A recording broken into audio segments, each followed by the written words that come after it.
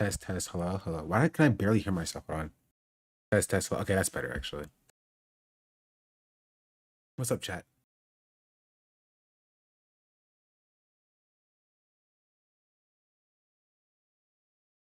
Did you hear white men are the most oppressed? That's what I'm saying.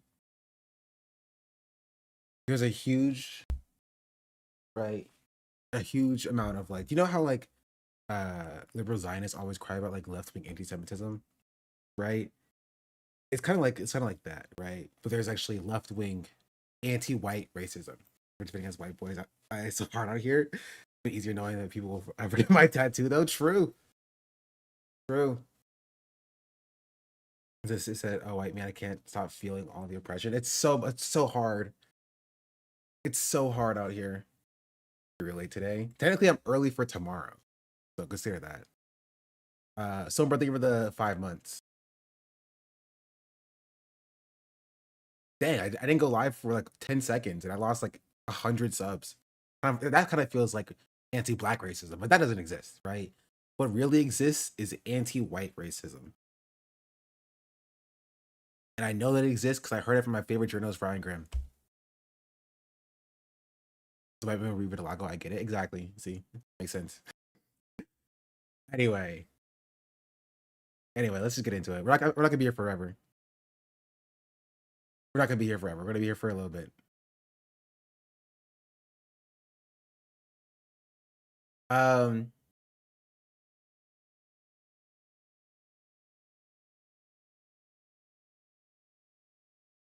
did I miss anything?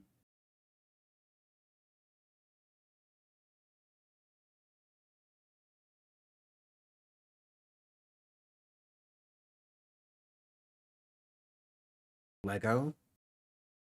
Oh yeah, CoffeeZilla dropped his video.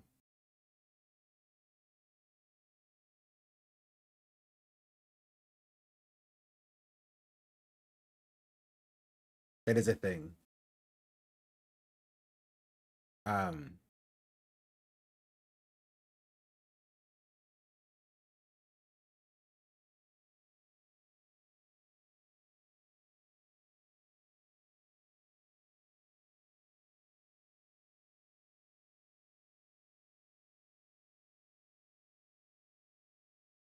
it's already done so much further than I ever thought. Yeah, but it makes it funnier. And does we have the full clip? I only have a little bit of the clip. We might have the full Ryan Grimm clip, at least a little bit more of it. Can I find the full one? I haven't seen this. Maybe it's not up yet. Oh, wait, here it is.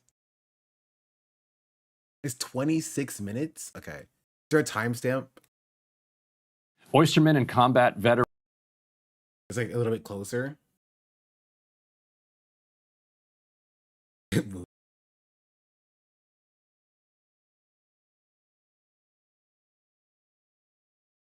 Like transcripts. That's a lot of work. I'll just do it for me. Hashtag nobody wants to work anymore. I live like a capitalist every single day, Shank. I live as a I really hate against my life, all these reverse races. I say enough. That's what I'm saying. Renata, thank you for the 12 months. With the hate against my white I stand all of these reverse racists with my Caucasian brethren. Enough. I don't know about the rest of you, but I do. So many anti-white racists are just walking around here on the left, and it's unfair. Hashtag white lives do matter. Right? I threw up the W.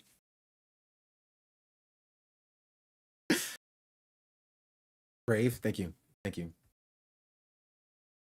Thank you. Anyway, you might be wondering how we got here. You might be wondering, Sean, what are you talking about? And are you asking also, some of you also might be wondering, Sean, did you see what was posted in the Discord and then immediately decide to go live? And the answer is yes. Yes, I did. I wasn't really doing anything. I was watching Suits with my mom. Then my mom took the dogs out for a walk. And I was sorting my magic book. And I was like, all right, we're gonna do it. But for those of you who don't know, I see a clip in the Discord. I was supposed to post that in your Discord too. I see a clip in the Discord. I closed it, gosh darn it.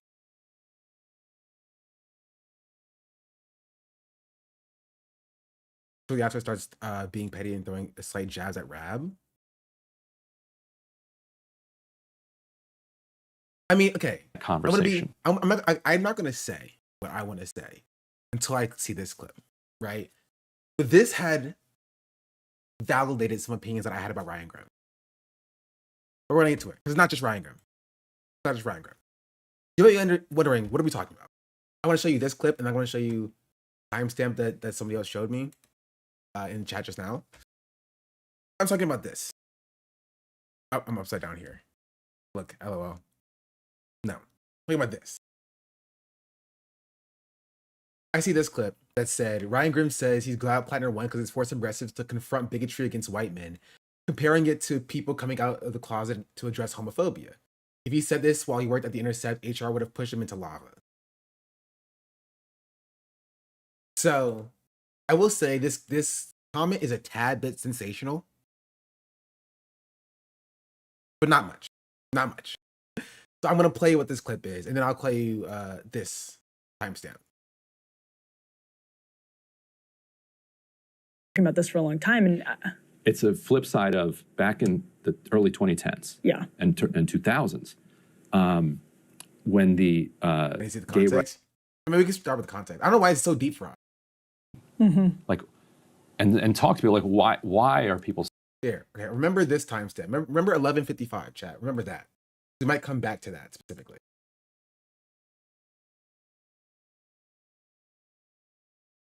Oh, actually, okay. It leads into this. Okay. Actually, it leads into this. We're going to start with this. And a lot of people were dunking all over Chris Rabb for it. I think this is an important and needed conversation to have. That's one reason that I'm glad that Plattner's in the race, because he's forcing this conversation. And you can't, I don't think you can kind of force people, you can't force it back in, but what you can do is have that conversation. Like, and talk to people like, why are people so passionately supportive of Plattner? Tease it out, yeah. And then get from people like, why do you hate him so much? Like, what is it? Like, because for Rabb, and for I think a lot of others, it's just aesthetics. It's like that he looks like somebody they don't like. I think that's correct. I mean, and that's why one. Bro, fuck you, dog. Suck my nut. Genuinely, like what Chris Rabb said. If you didn't see yesterday, watch the stream yesterday. But what Chris Rabb said basically was like, when it comes to Graham Plattner, it's obvious that he's getting a lot of leeway for his behavior that I wouldn't get as a black person because he is white. That's what's the crux of the conversation, right?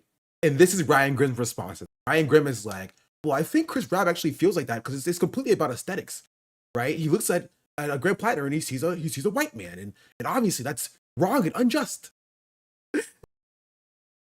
Want that conversation because I feel like we can maybe break through. It's a great conversation for you in particular to have because we've been talking about this for a long time, and it's a flip side of back in the early 2010s, yeah, and 2000s, when the gay rights movement was gaining steam. What the Barney Frank argument? What people discovered, is that you've got a gay uncle. You're like, listen, chatter. You can call me a liberal. You can't call me a liar. Call me a liberal. You can't call me a liar. You actually, once people started coming out of the closet, the Andrew Sullivan argument. Yeah, once people started coming out of the closet, like, oh, that guy's gay. I love that guy. He's great, and my life is fine around him. This is the reverse for liberals. It's like, this is a white guy, and he's actually pretty nice. A big burly combat vet. Big burly combat. Also, you peeped that he called Chris Rabb a liberal here, by the way. Chris Rabb was actually a member of the DSA, right? Graham Plattner disavowed being like a socialist, disavowed being left wing. You are a liberal. You are a racist, chatter, and I don't take racist opinions seriously. And so is Ryan Grimm. I'll stop bearing the lead. So is Ryan Grimm. Ryan Grimm's a racist. Ryan Grimm is a racist. I had this inkling 8 months ago, a year ago, right? This qualifies it for. This verifies it. Right? Ryan Grimm. Ryan Thank you, Chris Rufo, right? Thanking a Nazi. Thank you, Chris Rufo, for killing affirmative action or DEI because it was impeding class consciousness.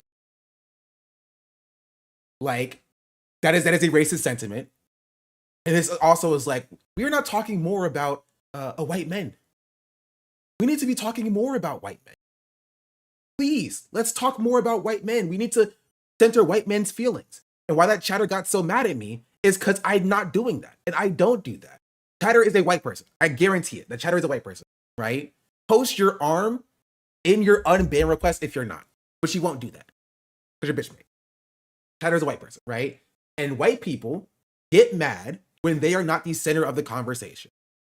White people, you know when people say like, it's not 2020 anymore. We moved past woke one. Woke one was so long ago. We're not doing it anymore. That's because they hated woke one because they were not the center of the conversation. There is not a single white person who says that, who is not resentful that black people had a little bit of attention during 2020. Not a single one.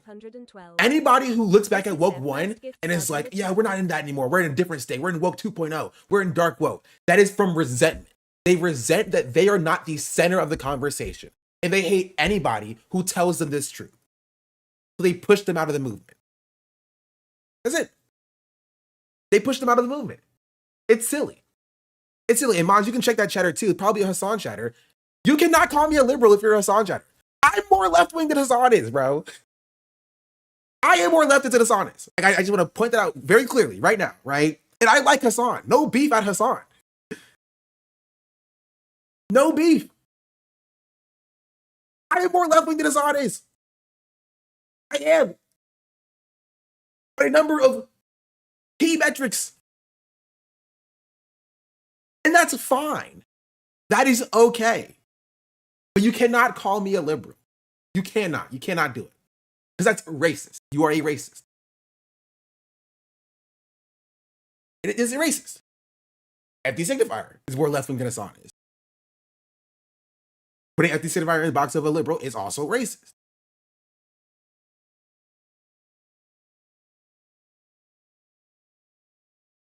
Like, this is just true. Black people are liberals. White people who will disagree with Hassan are ultra. That's the divide. If you're black and you disagree with Hassan, you're a liberal. If you're black and you disagree with Ryan Grimm, you're a liberal. If you're white and you disagree with Ryan Grimm, same metric. You are an ultra. Your differences with your Hassan left-wing beliefs. I'm not going to get into it too much. I'm not going to get too deep into it, right? Because it's not like a huge gap or whatever. But I just the philosophy on electoralism. Hassan subscribes to lesser evil voting. I don't, and I've said it consistently. I don't subscribe to lesser evil voting philosophies.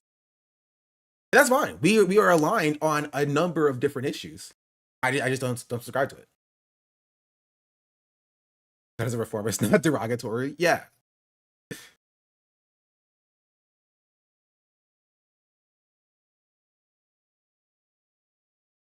But because I talk about black issues and I come from a black perspective, because FD, I'm saying in terms of self-identification and advocacy, because I've never heard FD embrace socialism, just progressive policy. I think FD definitely was like more liberal than Hassan was 2 years ago, right? But, and this is a problem with people, and talking about black people, not you, obviously, T-Blaze. I know you're black, right? But like the problem is that like black people's positions can never change, right? FD was more liberal than both me and Hassan at one point, and now, right, at his own admission, he's done more research, right? Time has passed since the election, and he's now more leftist, right? He's changed his position. He's moved on his position, right? Now he's also like against lesser evil voting, right? He's anti-lesser evil voting, and that's where the difference lies, right? So that's the issue. But in the minds of racists, right? Because I'm going to call it it is. I'm not saying white leftists anymore. In the mind of racists, right? Black people occupy a very specific role in the political class, right? It's, you have white people who are allowed to be Nazis, white people who are allowed to be like moderate Republicans, white people who are allowed to be centrists, and then you have liberals who, some white people who just care too much about black issues are there, but then all black people are there. And then you have white people who are allowed to be socialists, and then white people who are allowed to be communists. You know what I mean? And that's it. That is it. So if you are a black person and you disagree with a white person on anything, you are automatically reduced back into this box of being a liberal. And that is it. That is your only political ideology that you can exhibit. You know what I mean? And that's the issue. That's the problem. But these people will just close their ears to it, and they'll be like, yeah, no, you're a liberal, you're a liberal, you're a liberal. When they are supporting liberal establishment candidates. Well, I mean, not established. They're supporting liberal candidates, right? They're supporting progressive, which is still liberal candidates. They're supporting social democrats, which are still liberals, right? They have historically supported the social democrats who are liberals. They are supporting people who are aligned with the establishment, right? Or who will align with the establishment, right? They're engaged with the electoral framework, which is inherently neoliberal. Like, stuff like that. I don't do that, but I still get called a liberal because they are the bestest of boys because they are white. That's it. That is it. Let's continue with this conversation. The reverse for liberals, it's like, this is a white guy, and he's actually pretty nice. A big burly combat vet. Big burly combat vet. Someone you he's could in see your with family. Joe Rogan. And he's fine. Don't be afraid. Don't be scared. Like the current cultural divorce between kind of progressives and white men is so like stark. Mm-hmm. Do you remember literally yesterday, people were yelling at me when I said the entirety of the political landscape is centered and catered around the experiences of white men? Remember when I said that literally yesterday? And chatters who were like, that's not true. That's not the case. And this is Ryan Graham being like, yeah, I feel like we as progressives, we need to focus more on white men. There's a divorce between what progressives talk about and how they talk about white men.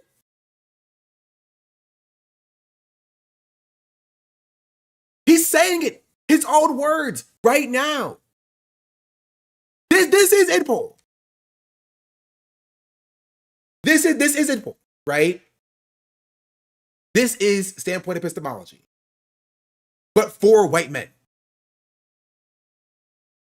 right? But it's not seen as that because white men are the default, right? It's not seen as that because white men are the default. This goes for anything, right? You see a police officer doing police brutality, you're saying, wow, police officers are doing police brutality, right? You see a black police officer doing police brutality, you're like, wow, look at this black officer doing police brutality, right? White men are seen as the default, so you don't call that out because they're seen as the baseline in this country. That's just how it is. That's how it is. Right? But then like leftists, or I would say racists, get mad when they're like, when you try to correct that disparity, and they're like, well, why are you not thinking about the white man? Why do you want to seem to help out everybody except for cis white men, able-bodied white men? Why do you want to help everybody else except for them? It's just like, but because they don't see the benefits that they get in society, and they resent black people, right, for the fact that they were the focus of the attention for 2 years.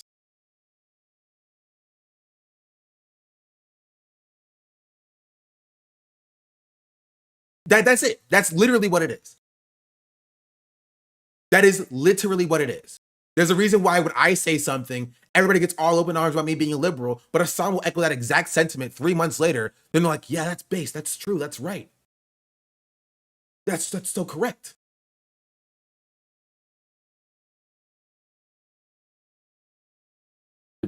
With family. Joe Rogan. And he's fine. Don't be afraid. Don't be scared.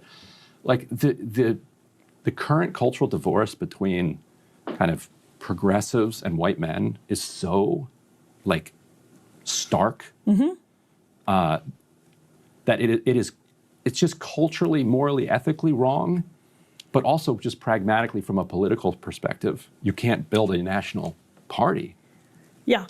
If you assume every white guy or every white guy with a deep voice is a combat vet or whatever, is like out to get you. Or if you talk about him in a way that implies he does have sort of built-in problems. Right. So just inherent toxicity or something. Yeah, whether Funny, because Graham Plattner does. Like, this is not even a conversation about, like, you know, maybe the way that we talk about, like, white men being, like, calling them, like, colonizers or whatever, maybe that's unproductive. It's not even that conversation. Graham Plattner is that guy. Graham Plattner is a colonizer. He went to a, like objectively speaking, he joined an occupying army multiple times, being fully aware that it was bad, went to other nations and did exactly violent colonialism. Violent colonialism. He was a guard at a death camp, exactly.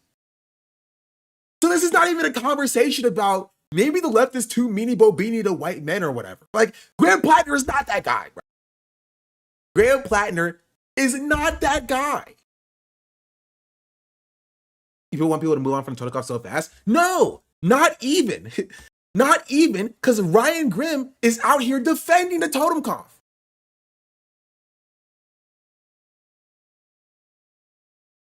They're like, Ryan Grimm is out here being like, I'll show you the tweet.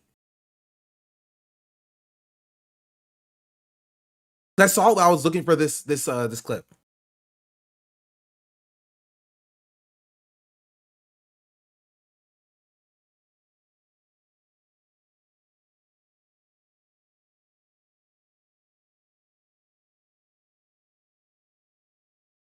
Yada yada yada yada, something about voters and tattoo, whatever. It's really as simple as this for the vast majority of voters. When you say Nazi tattoo, normal people think swastika, then people find out it's this, and the Republicans look silly. Not that's the only reason not to vote for him, but his excuse is laughable. This isn't just the swastika, it's a symbolism for a symbol specifically for the SS units. They were elite Nazis. Looks like something from Grateful Dead. Like, he's like defending Graham Plattner having an actual Nazi tattoo. He's defending the Nazi tattoo itself. The Nazi tattoo itself.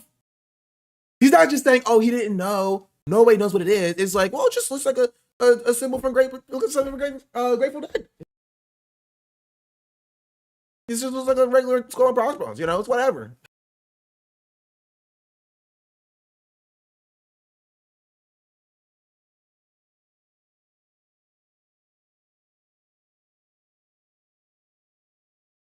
Like, it's just insane.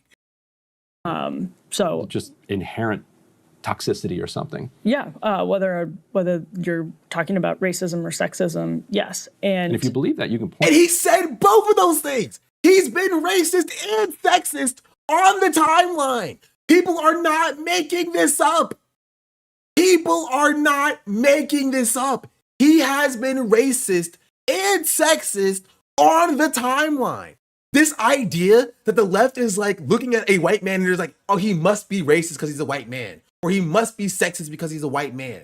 Like, this idea is laughably insane. He has said these things on the timeline.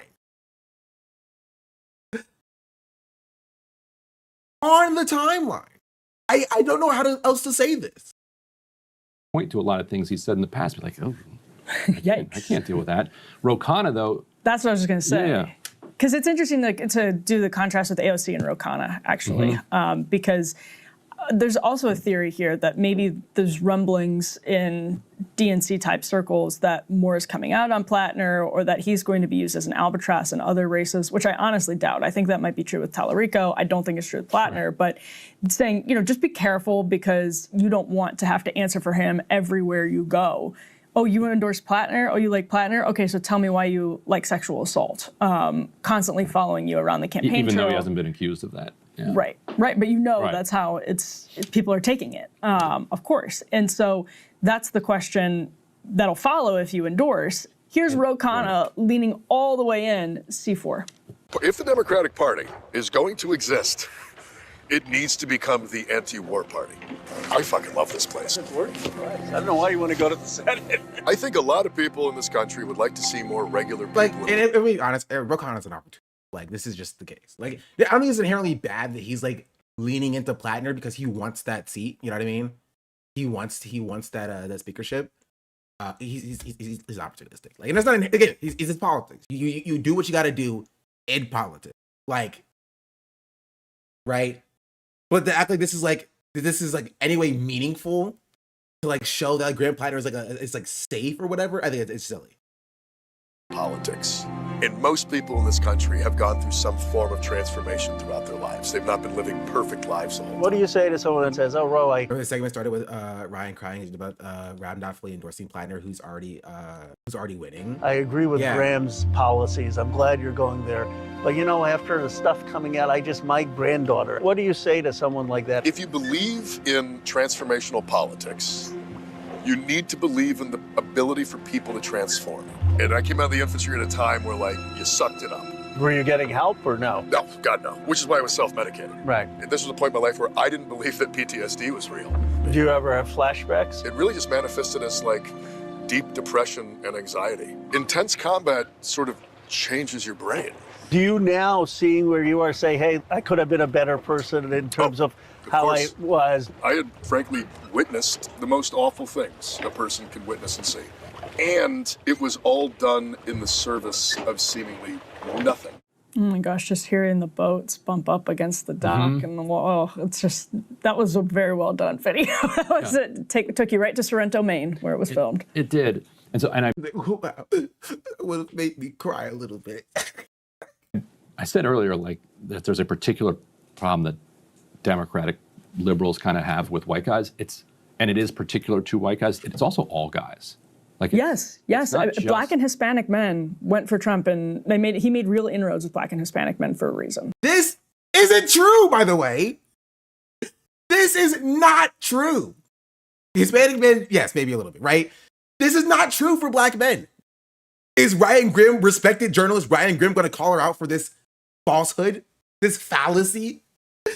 Black men went for Kamala Harris in like the second highest degree after Black women. It was Black women and then Black men and then everybody else.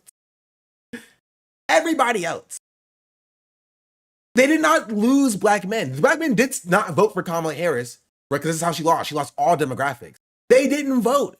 Trump did not see any meaningful change or a meaningful movement in regards to Black men. 2% less Black men voted for Kamala. Reigning the alarms is our fault. And a lot more didn't vote at all. It's just, it's so silly. It's so silly. And I also think people don't fully internalize. They hear him say that he did 4 combat tours. They hear him say that. I don't think they internalize what that means, and in particular, what it means to have been a Marine in Ramadi and Fallujah. Yeah. Yeah, you were killing people. What are you talking about?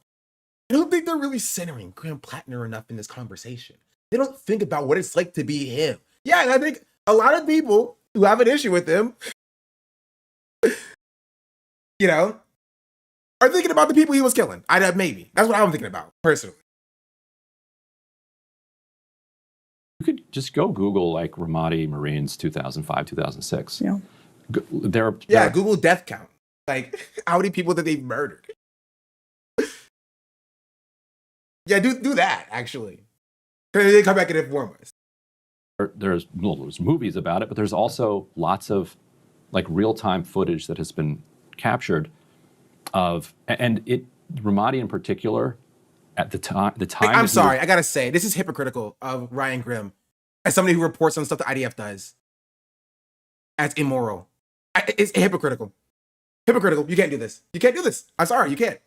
This is hypocritical. Is Ryan Grimm in 20 years going to be like, I would just Google what happened on October 7th. Just Google it and see what the Israelis were dealing with.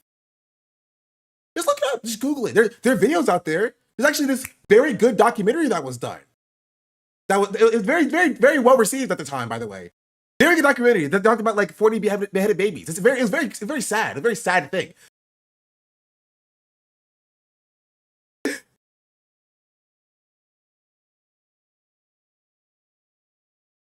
Do we not believe anything anymore? Do we not believe anything? Or do we not have any guiding principles? Like literally at all? Genuinely, at all.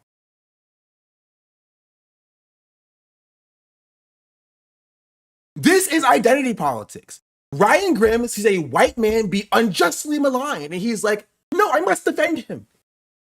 I must defend him. Because I need to defend him because I need to defend me. Because I'm a white man. So we think about how white men are treated by the left sometimes. People are just so mean to white men. They're just like super meanie bo beanie to white men. And I don't really like that. White men are overrepresented in government still. In all levels of government, white men are overrepresented. White men are overrepresented in leadership, right? Upper management in companies, in the C-suite, right? Black men are overrepresented in the prison system. Don't talk to me about the oppression that white men face. You're a journalist. I expect better from you. I expect better from you. What are we talking about here? This idea that like there's this like unfair, unjust malignment or malignance when it comes to the way that white men interact with society is laughable. You should be embarrassed of yourself. Right? And it's not even just not white men. It's not even just Ryan Grimm. Right. It's Keith Edwards as well. Keith Edwards said a progressive presidential candidate in 2020 told me that they wanted to hire, but they had too many white men on the campaign. Oh, you poor baby. You poor baby. Oh no. Oh no, you couldn't join the 80% of of white men? Maybe not 80%. Right? Maybe 75% of white men on Capitol Hill or in the staffer suite as a white staffer. Oh, you couldn't join that's so sad. Is it so sad? This is the same thing. This is the same thing as conservatives crying about how they didn't get the job because they're a white man. This is Charlie Kirk. You are Charlie Kirk. You carry the flame, bro. You're doing turning point Charlie Kirk rhetoric right now. In what? To defend Graham Plattner? For Graham Plattner. You would debase yourself this far for Graham Plattner. Charlie Kirk literally said stuff like this. Conservatives still say stuff like this. They say that I would have definitely been hired for this job, but this black guy took it from me, bro. There are ongoing fights right now in universities where white and Asian kids are crying about how black people are stealing their spaces after affirmative action was killed. There's no more affirmative action, and they're still doing that. Black representation at Harvard still has not changed. It still has not improved. It's still in the gutters.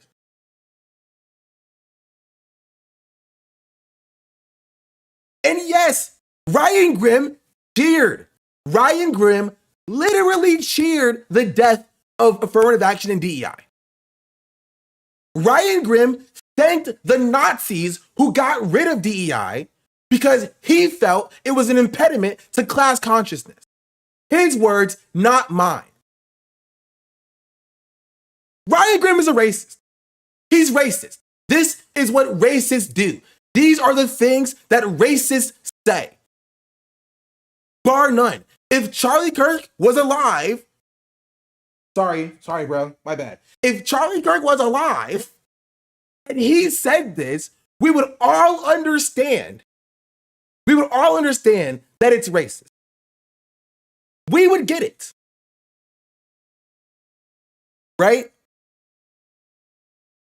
But when it's Keith Edwards, Ryan Grimm, supposed leftists, saying that they got their job stolen by like a black trans, disabled, non-binary person or whatever, and that they didn't get the job because they were a white man.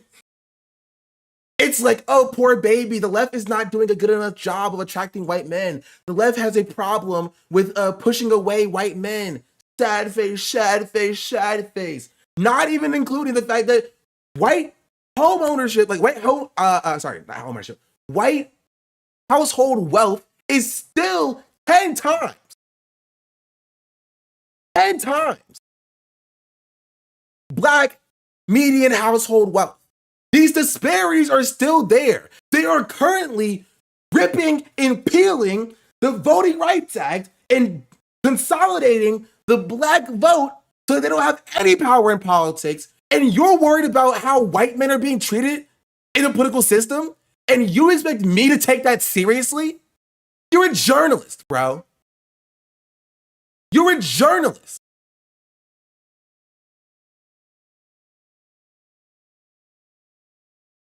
And you're doing all of this for Graham Plattner. And I have to show you the Ryan Grimm thing, just so that you see it.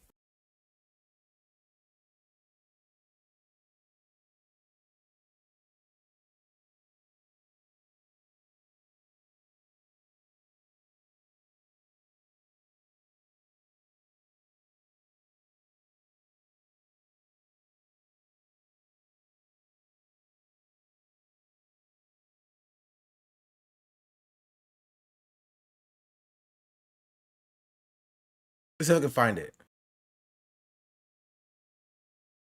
Because I covered it here.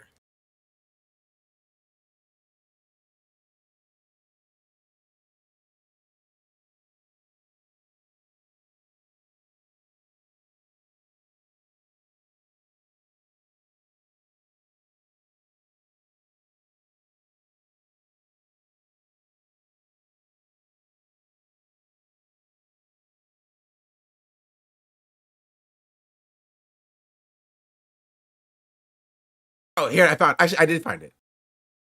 Right here. Christopher Rufo, the Nazi, says, this is personal for 5 years. This was in 2025. This is last year. This is personal. For 5 years, left as a dock to my home, tried to get me and my wife fired, threatened my children, targeted my reputation, spread lies about my work, dragged me into lawsuits, and prosecuted my sources. We're going to abolish DEI everywhere, then solve the earth. Ryan Grimm says DEI was an active impediment to the project of building a multiracial working class movement capable of taking on corporate and oligarchical power. Rufo did the left a favor by nuking it. Like, he's like cheering on the death of DEI, right? That again, black people still have not recovered from. These disparities are still there, and DEI was a band-aid solution to try to fix these disparities. And Ryan Grimm was like, just rip it up. Who cares what happens afterward? Crying about white men being treated poorly on the left. These are racist. This is racist. This is racist behavior from a racist person. It's so stupid. It's so dumb.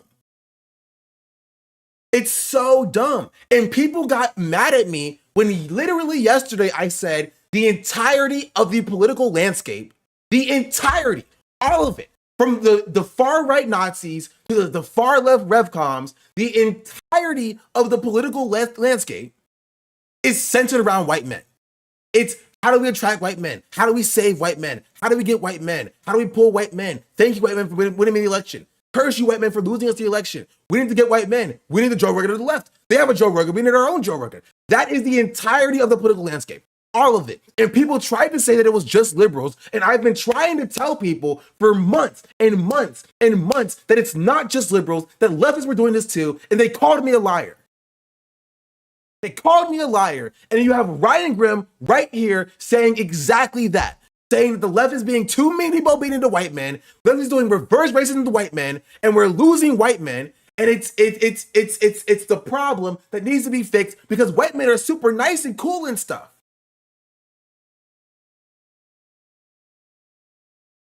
So he's totally fine with ripping up the few band-aid solutions to fixing these hundreds of years disparity when it comes to hiring practices, when it comes to universities, when it comes to Black people in layers of education, in levels of leadership, in jobs, and in politics. He's totally fine with ripping all that up with no plan on how he's going to fix these disparities. But don't let you say that white men are bad and then Ryan Grimm is going to come for you. And he will pour all of his effort into defending a white man, maligning Black people to do so. He's calling a Black socialist, an actual socialist, who was a member of the DSA who just won his election a liberal. Because he did not defend Graham Plattner hard enough for him.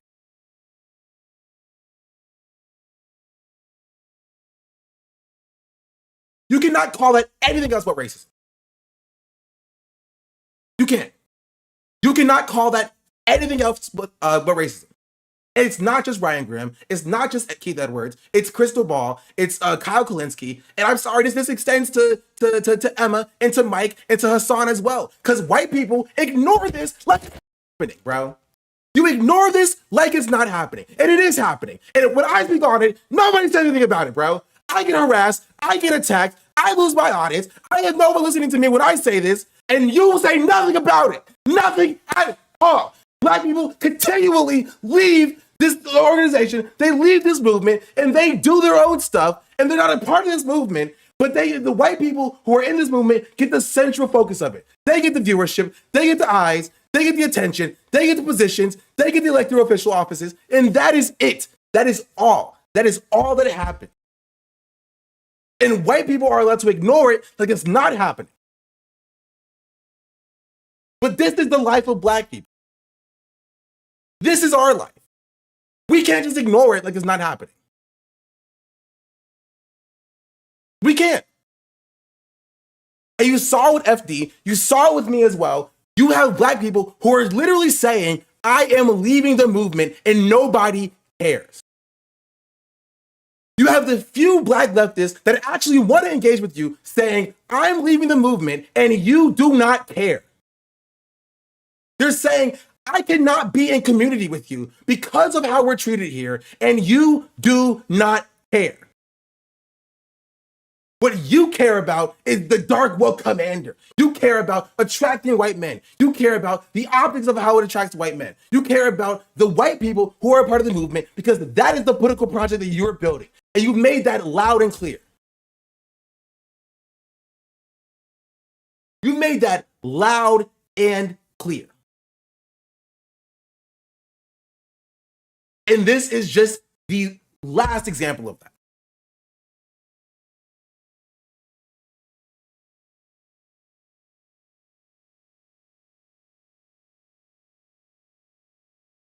I don't expect anything from Bad Abdallah. Bad Abdallah has been a racist. That's not a surprise. It's frustrating. It's frustrating. It's frustrating, right? Because come the election cycle, when Black people are either not voting or they vote for the Democratic Party, right? Because at the very least, the Democratic Party will elevate Black people to optical positions of power. It sucks, it's bad, and that's not liberation. But at the very least, the Democratic Party would be like, here, have a position of power. Here, take this one position. Here, take this, take this. And so Black people will look at the progressive movement and they'll see policies that affect them. And they're like, and you tell them, literally, you look them in the face and tell them, we don't want to build a movement with you. You're not white men. You look them in the face and say, I don't want to build a movement with you because you're not white men. And then you're mad at those same Black people for going somewhere else and doing something else. You get mad that there's no Black people in the DSA. You get mad there's no Black people who are self-identifying as a socialist online or whatever. You get mad when Black people are building their own organizations and building their own movement.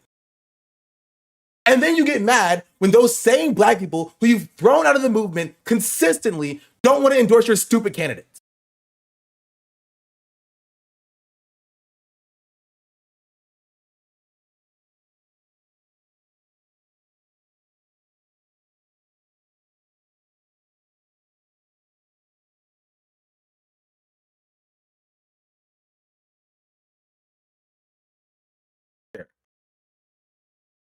Council hasn't even openly embraced socialism as he 2 years ago saying that he's a progressive lib. I never got people calling him a liberal. Yeah, like Kyle Kalinske is a liberal. Kyle Kalinske is objectively a liberal. Objectively a liberal. Objectively. He's not a leftist. He's a liberal. He tells people to join ICE because we need more good people in ICE. He is a liberal. He is objectively a liberal. He is not a socialist. He is not a communist, right? He's barely a progressive. But because he's white and he says slurs, you're like, that's what I need. I need that for me because the movement you're building is a white movement. And I want you to be honest with this. This is an uncomfortable truth that a lot of you don't want to engage with. This is the truth. You are building a white movement. You are building a white movement. You're not building a multiracial movement. You're building a white movement. Look at all the voices who have prominence in this movement.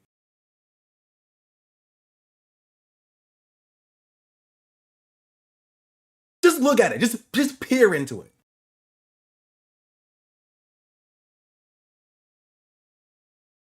This is a white movement. And I've said it all the time. The reason why they're building a white movement is because they only care about themselves. It is inherently selfish. They want their free healthcare. They don't care about liberation. Right? This is why they have zero issues with Bernie Sanders. Right? Bernie Sanders could have done no wrong, did no wrong.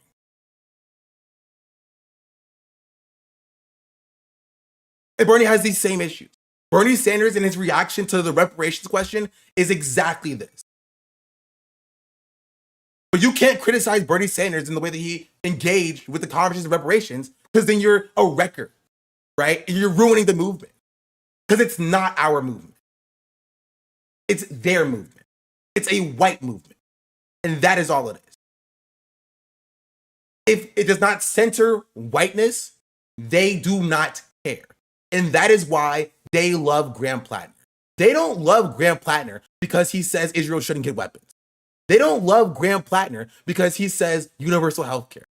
There are other people who say these things that don't get the attention that Graham Plattner is getting now. They love Graham Plattner, and they say this specifically. They love Graham Plattner because Graham Plattner is a white man, and Graham Plattner is useful to them. Stop me if you've heard me say this before. Graham Plattner is useful to them to attracting other white men because Graham Plattner is helping them build a white movement.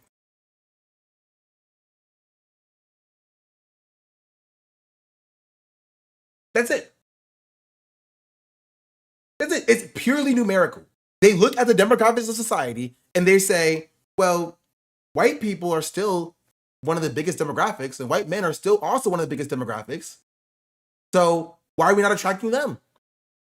Because they don't care about intersectionality.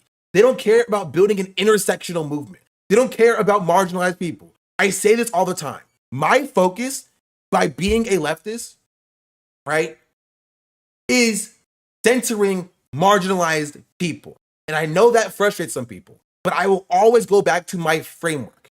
I wrote it in my personal statement to get into grad school. I care about protecting marginalized people. My advocacy is centered around protecting marginalized people. And that is it. That is it. That is what I'll do. Before I do anything or say anything in this movement, I stop and I think, does this further the goal of protecting marginalized people? And white leftists or white racists don't think like that. They think, how can this benefit me? Why does nobody care about me? They are frustrated because they are not the centering of the movement, right? Which is why if you look at any of these white leftists / racists, right, they will always say it's not 2020 anymore. This isn't woke one. This is why you look out for anybody who talks about dark woke positively. This is why you look at anybody who talks about woke 2.0 positively, right? And act like woke one is a problem. Woke was a term that came from the Black community about being socially aware. That is it, and that is all. There is no woke 2.0. There's not. The woke 2.0, right, is the reverse woke. It's becoming less socially aware. It's becoming more reactionary. It's centering white voices again. They hated that white voices was not the center point of the woke conversation, and they want to change it back to the status quo. They are no different than the right wingers. No different. They are white supremacists. They are racist. This is racism. It is. This is racism. This is white supremacy. This is white identitarianism. This is no different than Charlie Kirk. Charlie Kirk said the same thing as this, verbatim. You can find clips of Charlie Kirk saying the same thing as this, right? That white men en masse are losing their jobs to unqualified black people. Exact same thing. And they are comfortable saying it now because they realize other white people are with them, right? They look to their left and they see Kyle Klinsky dropping slurs. They look to their right and they see Ryan Graham and they're saying, I'm in good company now. I can finally say this because I couldn't say this before. We can finally talk about how I'm being maligned as a white man because we couldn't talk about that before.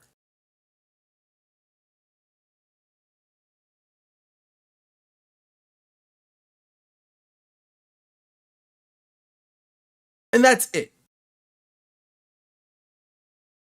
That's it. I'll play the clip again before I end the segment. But that's it. That's it.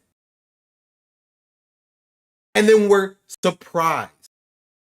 We're surprised when black people no longer want to engage with the movement. We're surprised when black people are checking out of the movement. That's a surprise to us. Right? I said it yesterday and I'll say it again. The only use for black leftists in this movement that they are building, in their movement, is for defending them. If you are a black leftist, they'll listen to you when you're defending white leftists. If you're a black leftist defending Hassan, a black leftist defending Graham Plattner, if you're a black leftist defending Kyle Klinsky or whatever, they'll listen to you. They will retweet your tweets. They'll prop up your voices, right? They'll be like, yes, see, other black people are saying this too. See, look, other black people are saying this too. But when you call out their racism, when you call out their issues, when you call out their problems, right? You're wrecking the movement, right? Now you're actually being this is literally Vosh, by the way. I want to, before I play this clip again, for those of you who haven't seen it, right? I'm going to play you a video that I made 3 years ago of Vosh saying exactly this. Verbatim, this. And the liberation of the alt-right / them, I kind of want to talk about this one. So this conversation started when a Twitter user made a thread saying this: men don't fall down the alt-right / MRA pipeline because the left isn't doing enough outreach. They choose to subscribe to a fascist ideology because they have an investment in maintaining their position in the social hierarchy, and the liberation of other groups threatens that. Men don't want to lose the power they gain, real or imagined, from patriarchal structures. As socialists, we know men will benefit in other ways from liberation movements, but many simply don't want to give up the power they have, or believe they have, under patriarchy. This tweet exploded when popular YouTuber Vosh replied with this: I cannot stress enough how important it is to understand that 12-year-old white boys on Twitch are not being pulled in fascism because of some Machiavellian desire to preserve and expand their privileges. It's because the right talks to them and the left doesn't. Leftists and progressives have absolutely no idea how unnecessarily repellent they come off to so many people, and they get angry at the idea of being a more effective social movement because they don't want to share their social spaces with people who might have gone another way. This has drawn a definitive exact same thing. This is verbatim what Ryan Grimm said during this segment. And I will play it again. Right, we're going to back it up a little bit as well. He talks about Chris Rabb a little bit. There's a 5-minute segment. I want you to just listen to this and see how close this is. that Crystal did with Chris Rabb, the DSA Justice Democrats backed Democrat who's going to represent Philadelphia. If people haven't watched that, they should go watch it. We don't like our candidate interviews. If you go to YouTube in particular, interviews with candidates will get like 70% less. Yeah, because it feels audience localized, right? Than typical. So the algorithm probably didn't show that one to you. So go find it. It's a really interesting. And a lot of people were dunking all over Chris Rabb for it. I think this is an important and needed conversation to have. That's one reason that I'm glad that Plattner's in the race, because he's forcing this conversation. And you can't, I don't think you can kind of force people, you can't force it back in, but what you can do is have that conversation. Like, and talk to people like, why are people so passionately supportive of Plattner? Tease it out, yeah. And then get from people like, why do you hate him so much? Like, what is it? Like, because for Rabb, and for I think a lot of others, it's just aesthetics. It's like that he looks like somebody they don't like. I think that's correct. I mean, And that's why I want that conversation, because I feel like we can maybe break through. It's a great conversation for you in particular to have, because we've been talking about this for a long time. And It's a flip side of back in the early 2010s yeah, and 2000s, when the gay rights movement was gaining steam. What the Barney Frank argument. What people discovered, is that you've got a gay uncle. You actually, once people started coming out of the closet. The Andrew Sullivan argument. Yeah, once people started coming out of the closet, like, oh, that guy's gay. I love that guy. He's great. To remind you, by the way, he's equating like white people to queer people. He's equating whiteness on the left to queerness. Just for context, by the way. Right? Because he couldn't make that comparison to black people because it would obviously sound silly and stupid. Don't you have a Plattner uncle? And my life is fine around him. This is the reverse for liberals. It's like, this is a white guy, and he's actually pretty nice. Like, he even dropped reverse on the timeline. He's talking about reverse racism, chat. He's doing reverse racism discourse, right? He basically said it. He almost said it. He said, he's like, to break it down, his analogy, he's like, people were homophobic, then they realized that they had gay people in their lives that were like chill, and they were like, oh, well, I'm not homophobic anymore. That's basically like white people. So he's saying that like people have white people in their lives. They're like, oh, I don't really like white people like that. They're white phobic, right? They're like reverse racist. They're anti-white racist. And then they realize that a white person is chill. And they're like, oh, I guess some white people are okay now. That's what he's saying. That is literally what he is saying. He is equating whiteness to queerness. He's saying that, and on the left specifically, on the left, he's saying that being white is akin to being in the closet around your queer family. And he's saying it seriously. This is a serious thing that he is saying. This is genuine, serious analysis from a respected journalist.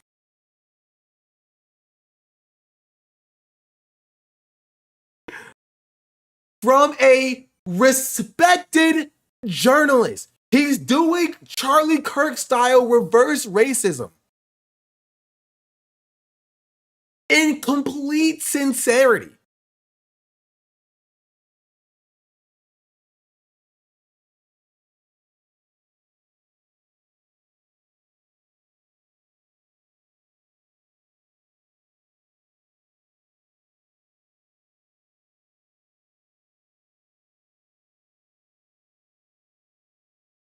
I have no words. I have no words. A big burly combat vet. Big burly combat vet. Reverse for liberals. It's like, this is a white guy, and he's actually pretty nice.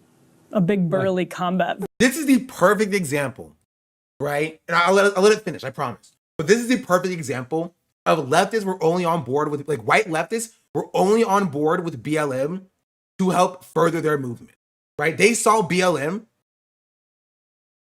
they were like, oh, this could help build our movement. And then they hopped on board at that point. They don't care about black people. They don't care about black people being killed by the police. There's a reason, right? There's a reason why leftism has completely abandoned the police reform, right, and criminal justice reform movement. There's a reason why they completely abandoned that. Nothing changed. There was no meaningful change that happened with police reform. Nothing changed. Defund the police didn't happen. Abolish the police didn't happen. And white leftists moved on. They moved on to their next hot button issue that they could hijack to get what they actually want.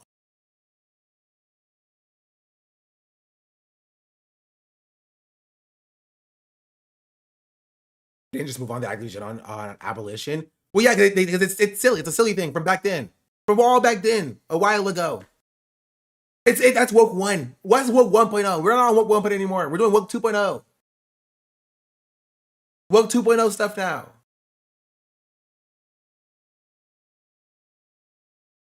Big burly combat vet. Someone you and could he's in see your with family. Joe Rogan. And he's fine. Don't be afraid. Don't be scared. Like the current cultural divorce between kind of progressives and white men is so like stark that it's just culturally, morally, ethically wrong, but also just pragmatically. It's ethically wrong. Oh my goodness. Stop the presses, everybody. We've been doing things that are immoral. Unlike Graham Plattner, by the way. No, it's us. Being too mean to white men, that's the immoral stuff. Nah. Unlike Graham Plattner, who is completely morally righteous. Completely morally righteous and on the up and up.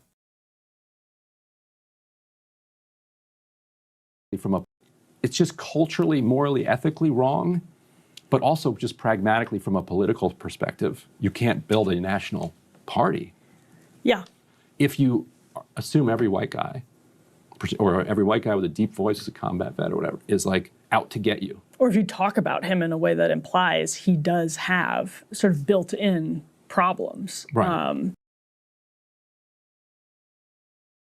They're describing the very basics behind talking about whiteness as a concept. Whiteness as a concept does have inherent implication. Whiteness was built on a supremacist mindset. Whiteness and Zionism is like very closely intertwined in that regard. Like, it's inherently exclusionary. It was built to be exclusionary.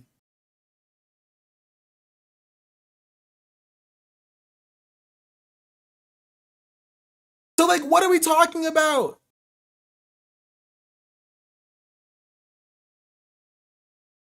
So when in 2020 or whatever, during woke 1, when people were like, oh, white person, you might be racist, or I'm going to pretend like every white person is racist until they prove otherwise, right? If you're not, if you can't just not be racist, you have to be an anti-racist or whatever. Like, that came from somewhere. It didn't just come out of nowhere. People didn't just make that up to be anti-white.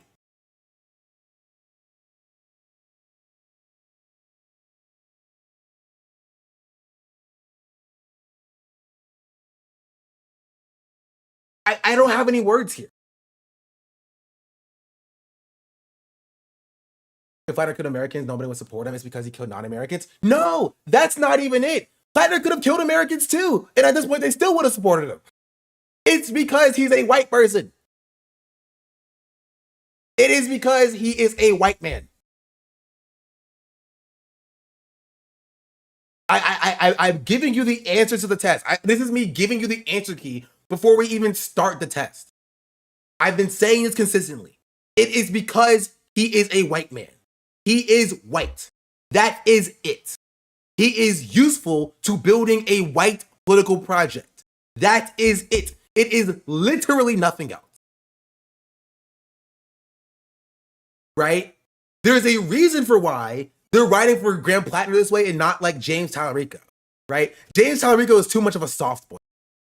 Right? They look at James Tallarico and aesthetically, they're like, this doesn't really fit. They look at Graham Plattner, who was a deep voice, you know, combat veteran with facial hair, right? And they're like, that's what we need. Because their goal is to build a white project. Right? That is it. There's the exact reason why, and this is a great thing bringing this up. This is the exact reason why these same exact people rode for John Fetterman, right? They wanted this 2 years ago with John Fetterman. They really wanted it with John Fetterman. They ignored all the red flags for John Fetterman. All of these same people rode for John Fetterman. All of them. All of them. Ignored all of the red flags. Because they thought John Fetterman could be that guy for them. And they're so mad at John Fetterman, right? Because he ended up not being that guy. And they've been on the hunt and on the prowl for years. And they finally found another person, right? They finally found another person. I have to remind you, Graham Plattner was literally scouted. Graham Plattner was literally scouted by former Bernie staffers. If you don't think that this is the part of building a type of project, a very specific type of project, I don't know what to tell you. He was literally scouted to be their white man speaker. This is optics politics. Anybody telling you anything else is a bold-faced liar. This is 100% optics-based politics. This is about one thing and one thing only, and kind of all politics has been about since the inception of this country, and that is, how do you move and shake white men?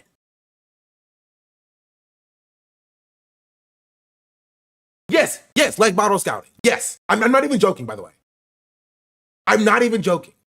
They scouted him like model talent.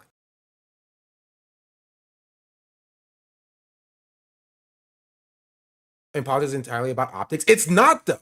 It's about material. It's not. It's not at all about optics. It's about material. Optics literally don't matter.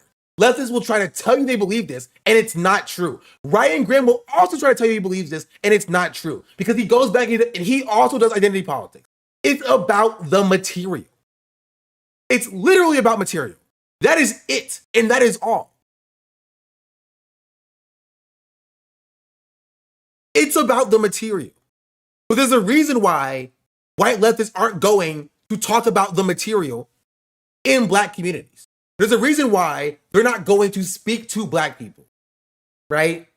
There's a reason why they always are in the same communities, in the same spaces. There's a reason why the DSA is overwhelmingly white, because they are optics focused. They are exactly what they're criticizing. But they don't see that because they're racist. Because whiteness is the default.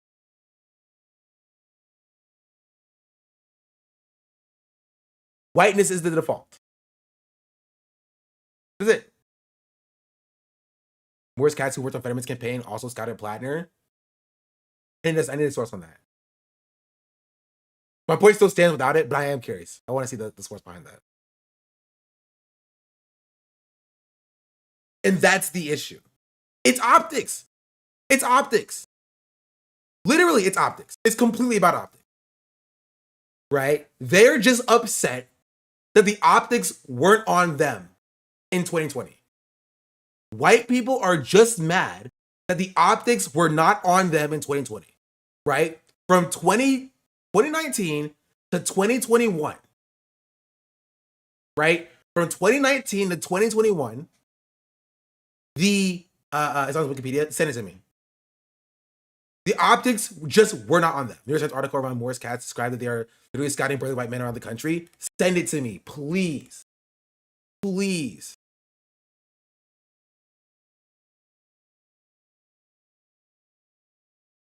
Where?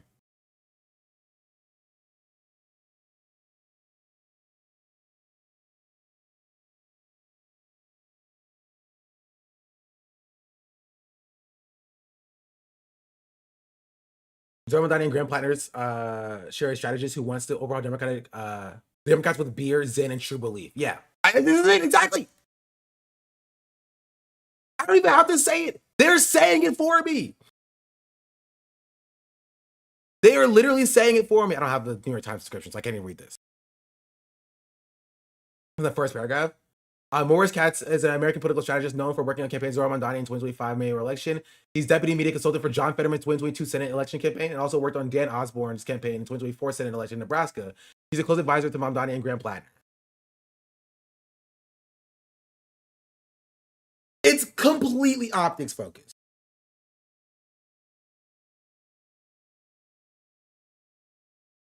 Completely optics focused.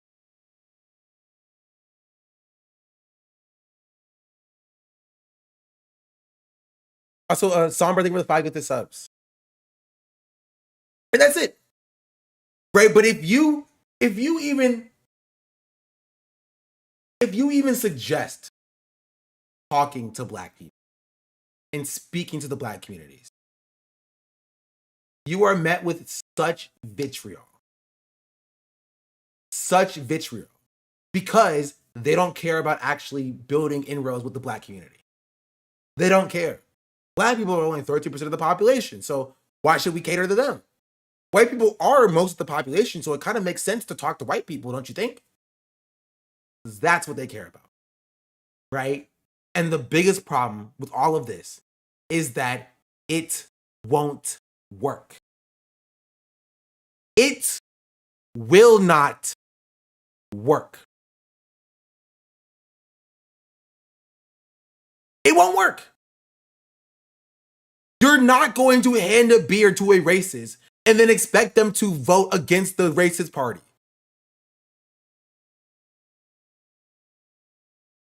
You're not going to do that. You're not. You're not. Abdul is literally doing that. Chatter, it's not going to work. It's literally, I'm telling you right now, it is not going to work. It's not. This is literally Kamala Harris. You're defending Kamala Harris trying to reach out to moderates. It will not work. It won't. It won't. It won't work. It won't work. It won't work. Right? Like Kamala Harris becoming a basically a Republican on the border to reach out to like racist voters, right? Is the exact same thing. The exact same thing as Graham Plattner like being a white man and thinking that will reach out to voters. It's the exact same thing. It is. It is the same thing. It will not work. This is the same identity politics that you decry. It is. It is. Saying you need to be nicer to white men because you need to build a movement with white men is identity politics. There's no other way for me to describe this. It's identity politics. Because white moderate speech is still evergreen, or Malcolm X's white moderate speech. I think I'm going to say white liberal. I don't remember. One of them said white liberal. One said white moderate. I don't remember. I think it was Malcolm X, a white liberal. But it's the same conversation. The same conversation. You're not going to like convert like white men optics focused. And doing so is inherently racist. Right? Gifted a tier 1 sub to Vilmoriga. It is. This is their first gift. This is like no different than there's a church in North Carolina called Freedom House Church. They said that they didn't want any black greeters. They wanted white greeters at the doors because they wanted to change the clientele of who goes into church. Sean, That is this. The Black says, she's my African princess. Edo can just subscribe. That is this. That is no different. I was about to go get the Henny. This actually happened, by the way. This is a real thing. Yeah, I'll show it to you. I showed it before. We used to go to this church back in the day.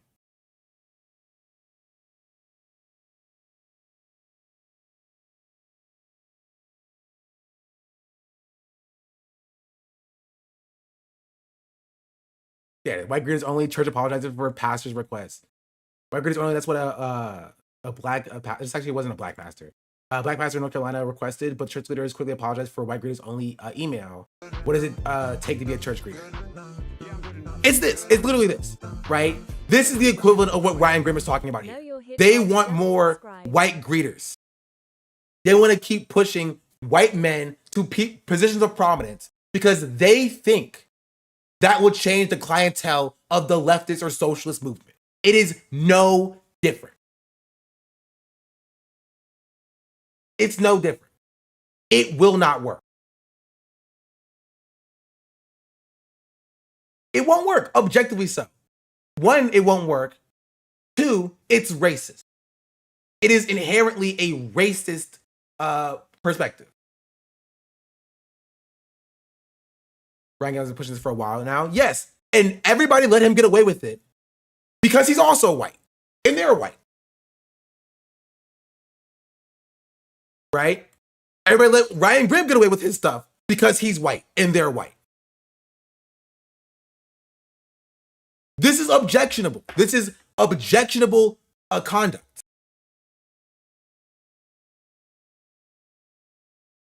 Right? The same sort of stuff that they decry when you suggest talking to black people. And I know because I suggested talking to black people a year ago, and I got yelled at. Right?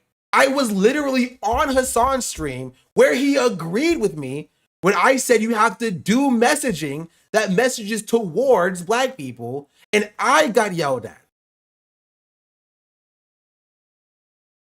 Right? Hassan says the exact same thing 2 weeks ago, and it's just like, yep, agreed.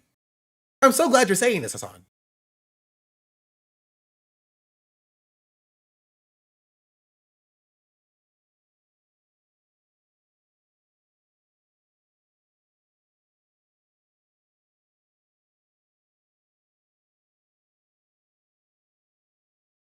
It's frustrating, right? This is Ryan Grimm saying the quiet part out loud. You know what? I'll run it back one more time. This is Ryan Grimm saying the quiet part out loud. He's saying you're being too meanie-bo-beanie to white people.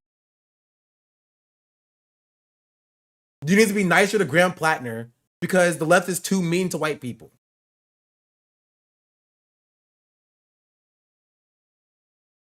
Kind of force people.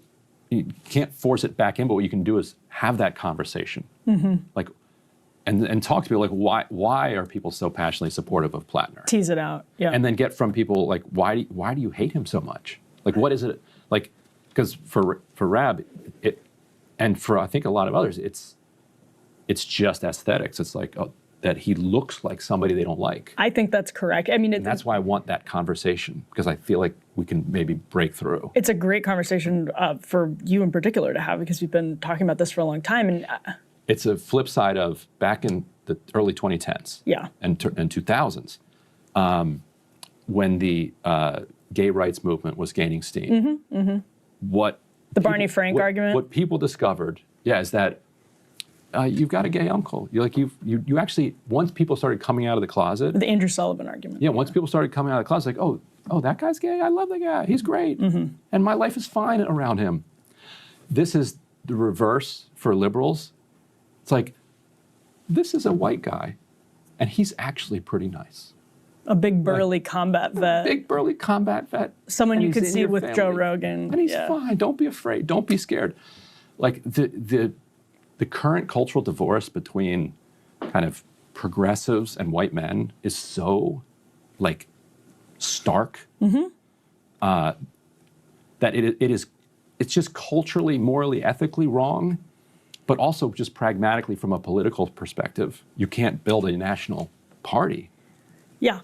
If you assume every white guy, or every white guy with a deep voice as a combat vet or whatever, is like out to get you. Or if you talk about him in a way that implies he does have sort of built-in problems. Right. So just inherent toxicity or something. Yeah, whether you're talking about racism or sexism, yes. And if you believe that, you can point to a lot of things he said in the past, be like, oh, I can't deal with that.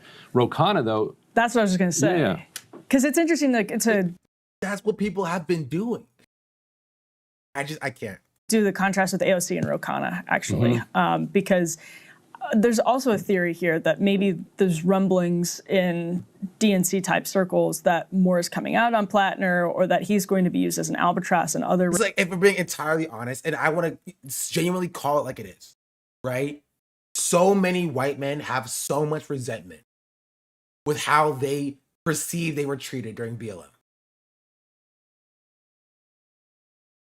Right? Change that. So many white leftist men have so much resentment, right? So much resentment with how they perceived that they were treated during BLM. It was one of the few times where they were not the focus, right? That they were not directly the focus of activism.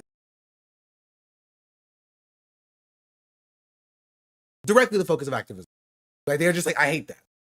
I hate that. That's why you see so many white men say we're done with woke 1.0. Because woke 1.0 made them feel bad. Woke 1.0 made them feel sad.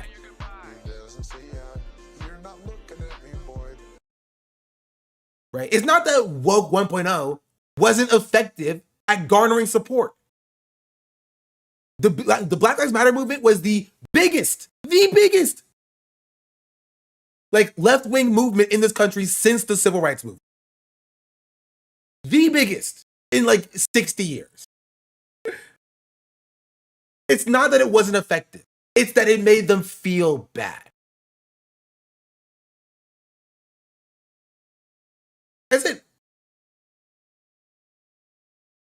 Because you notice how they stopped talking about it. They stopped talking about police abolition. They stopped talking about defunding the police or police reform. They started talking about criminal justice reform. They stopped talking about prison reform. They stopped talking about it. They moved on to other issues because they didn't really care about it. Expected to follow through once Biden was in office.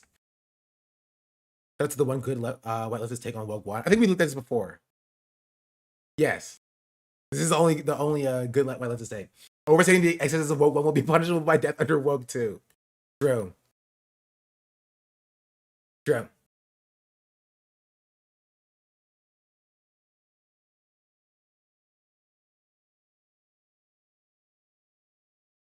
And that's it. Right? This is the only reason why I haven't stopped streaming yet. Is because I know it makes people uncomfortable. I know it. I see the ads that I get in the Sans chat every now and then. Right? People hate it. And my stubbornness keeps pushing me through. I live for making white people uncomfortable. And white leftists think that they're slick. They think that they can just kind of fly under the radar and not get pressed. Right? And they hate it when they get pressed. They cannot stand it when they get pressed.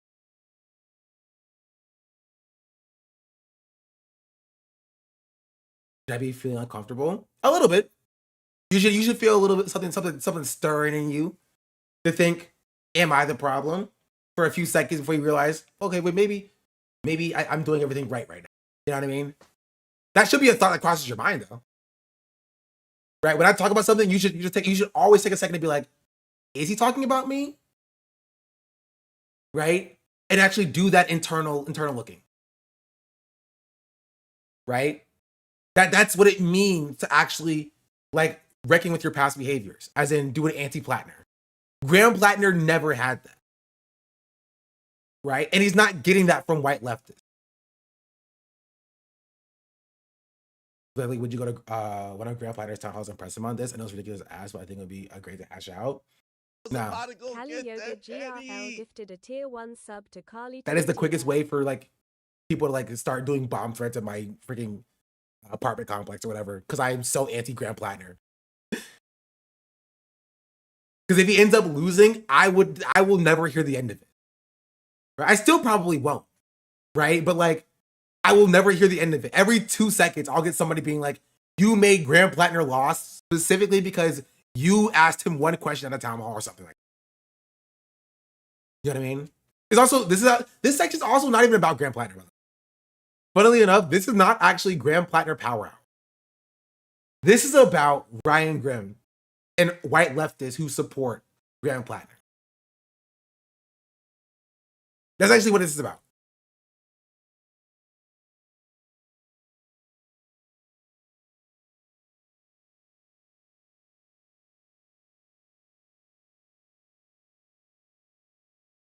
Gonna say your take was bad and completely disregard the actual criticism.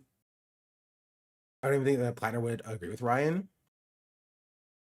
I don't know. I think Graham Plattner is totally fine with being used as a kind of like an identity proxy for like white people. Just like inherently so. But like, I don't know. I just wanted to just give that perspective. Because like, it wasn't even this video that pissed me off. It was mostly, honestly, it was this tweet. It was actually this tweet that did it. Because this is verbatim Charlie Kirk.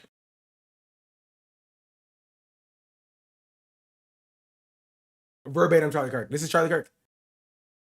A progressive presidential candidate in 2020 told me that they wanted to hire me, but they had too many white men on the campaign. Like, this for a leftist should pique some introspection to think, maybe it's because there is a disparity and a lack of marginalized voices on this campaign, and we want to actually do and get a diverse like worldview. Kind of the entire point around like DEI and affirmative action. It's like looking at the state of society and realizing that, we're getting a lot of white people in our at our workplace. Like, maybe there's something that we should fix about that. And then you go about correcting that. And that does come with looking at somebody, right? And hiring to like correct the disparity. That's a necessary part of like correcting disparities, right? It's like reparation. Right? And it's a problem that I have with a lot of white leftists and how they talk about reparations. For a lot of white leftists, reparations to them is just doing universal healthcare. For a lot of white leftists, reparations to them is just like fixing the housing system. You know what I mean? Think about this. Would you say the co-opting of BLM came from white leftists abandoning the black issues? Because I've been seeing now nowadays a lot of certain issues be abandoned by white leftists, while we POC organizers still trying to carry on the fight and carry the flame. Indeed, I think it's actually more of like this is the way I describe it. Black people were talking about an issue, right? It exploded in popularity during BLM, like during 2020, after George Floyd, right? Joe Biden got in office, made promises, neutered the entire movement. Liberals got off board, and then leftists were like, well, on to the next thing, right? The liberals were placated by Joe Biden's pandering, and the leftists were like, well, this is no longer a fight worth fighting, and then they gave up. You know? That's kind of what happened. Reminds me of something Big Joe said in the video once. It's crazy to think that solutions to racial discrimination may have to follow along racial lines.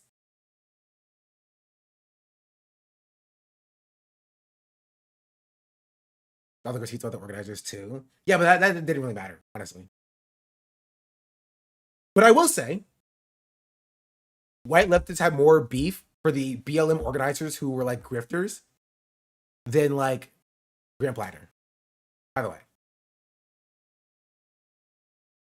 that is a thing that happened. Just want to put that out there.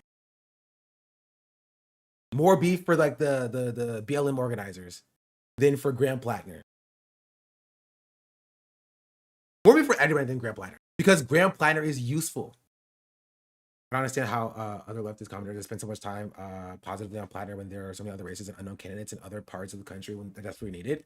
Again, I'll have to keep repeating it. It's because Graham Plattner is useful for the political movement that they are building. That's it. Graham Plattner is useful to attracting white men. That's what it is. That's what it is. They find a use in using Graham Plattner to. This is what Ryan Gray was literally saying. Like here. It's that Graham Plattner serves a use in bringing in white men. Yell at Cat Abu for being, but will hug a merc because Cat isn't useful. Does that make sense? You know what I mean? Does what I see, does what I'm saying fall directly in line when you realize how like white leftists interact with other candidates versus Graham Plattner? It's because Cat wasn't useful to them. That's it. It's purely based on how useful they are in building the movement that they want to build, and that's whiteness. That's whiteness. That is objectively just whiteness. They view Graham Plattner's positionality, right? Not even his positionality, right? He's a liar. He's not even working class. They have to like massage Graham Plattner in their rhetoric because he's not actually working class, right? He has the aesthetics of being working class. He's a white, aesthetically working class man. And then they use that to position to white men. And they're like, hey guys, don't you guys like this guy? He's a white man, by the way. Look, he's a white man, by the way. That's it. That is it. That's why they like Graham Plattner. Right? You take any other candidate, or even white candidates, that white guy from freaking Utah or whatever, right? James Tallarico, Oliver Larkin, right? Other like leftist white candidates, they don't get the same pull as Graham Plattner because they're not as useful as Graham Plattner. While being white and while being men, they don't have the aesthetics, right, that they need. It is inherently aesthetics-focused politics.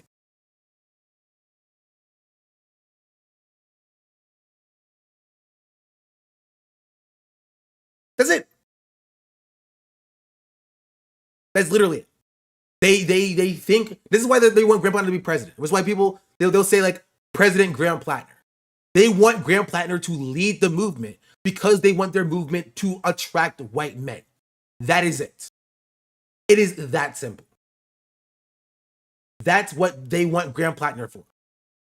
They want him to be the magnet that attracts white men.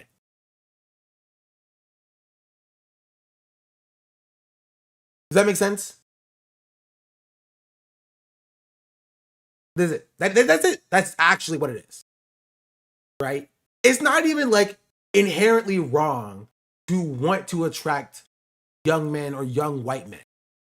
Right? That's not an inherently wrong thing. Right? Oh, exactly. I wouldn't even care about the appeal to white men if it didn't require people to bend over backwards, drop their morals, and turn on black people. You're completely right. Exactly. It's not even inherently wrong. The issue is, and the problem is when that is done, like, while disregarding black people who are more materially harmed by these issues than like a Graham Plattner. Right? You're putting down Chris Rabb, calling him a liberal because he didn't like get on his hands and knees for your preferred white man candidate. And that is a problem. That is an issue. right? You expect Black people to fall in line with your movement that you're building, but you do nothing for them, right? You look at Black people and you're like, here, have some free healthcare, have fun with that. Have some free healthcare, have fun with that. And this is what I talked about during the universality conversation, right? You look at Black people, you're like, here, take your super free healthcare, whatever. Without talking to Black people and then realizing that they need more than healthcare affordability, they need access, right? They need clinics set up in their area. They need hospitals set up in their area. They need a public transit to be able to get to these clinics in their area. They need these other things that you're not engaging with because you're only looking at it based on what you would need as a white person. You as a white person can access a clinic whenever you need to. You as a white person in a wealthy, predominantly white community have a car to drive to these clinics. You as a white person have a public transit lines that stop in front of your neighborhood to be able to get to these clinics, right? So you don't even think about that.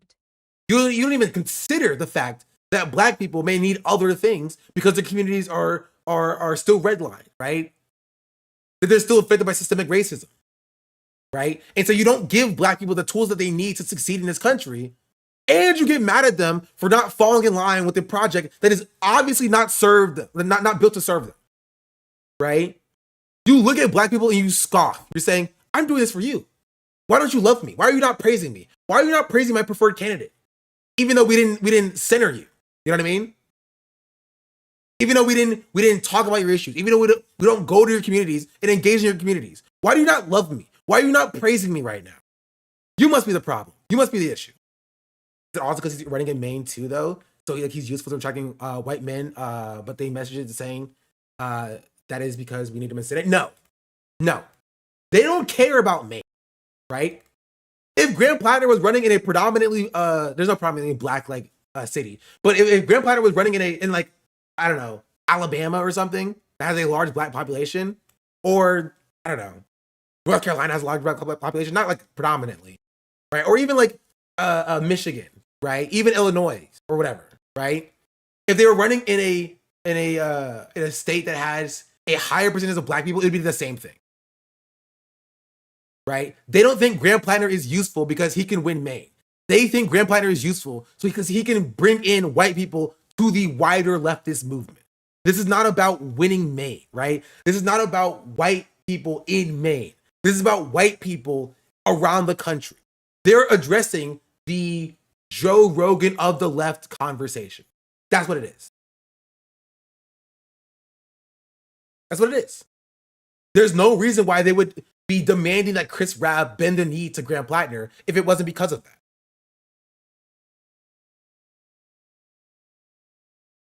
Right?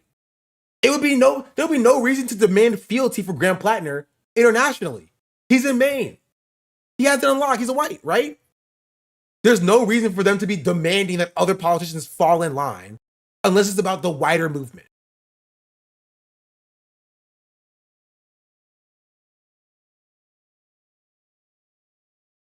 That's it. Right? And this is in line with what Ryan Grimm has done. Ryan Grimm has decried DEI. Ryan Grimm has decried affirmative action. He has actually said that DEI was an impediment to building a working class movement. Right? But he doesn't see how centering Graham Plattner and his whiteness wouldn't turn off Black people, but he doesn't care about that because that's not the movement that he wants to build. He has an expectation that Black people will always fall in line for whatever that they're trying to build, and that they have to work to get white people. That's it. Races, which I honestly doubt. I think that might be true with Tallarico. I don't think it's true with Plattner, right. But saying, just be careful because you don't want to have to answer for him everywhere you go. Oh, you endorse Plattner? Oh, you like Plattner? Okay, so tell me why you like. When I saw this, tweeted Ryan before, but it's telling you triggered by Palestinian movement calling Ezra kind of white supremacist Zionist and called it them CIA. Yeah, we looked at this actually. We looked at this earlier this year. Student for engaged in free expression assert that Ezra Klein's talk This necessitated disruption, giving clients career as an apologist for white supremacist views and an accessory to genocidal state violence. We consider our obligation as people of conscience who attend a school to not allow the platforming of racist political pundits that go to go unchecked. Disruptive as it was, the protest was neither violent nor did it violate safety standards, college policies, or infringe on students the rights of others in any way. I refuse to believe this was not written by the CIA. Utterly embarrassing. If your activism is indistinguishable from COINTELPRO-op, what are you doing?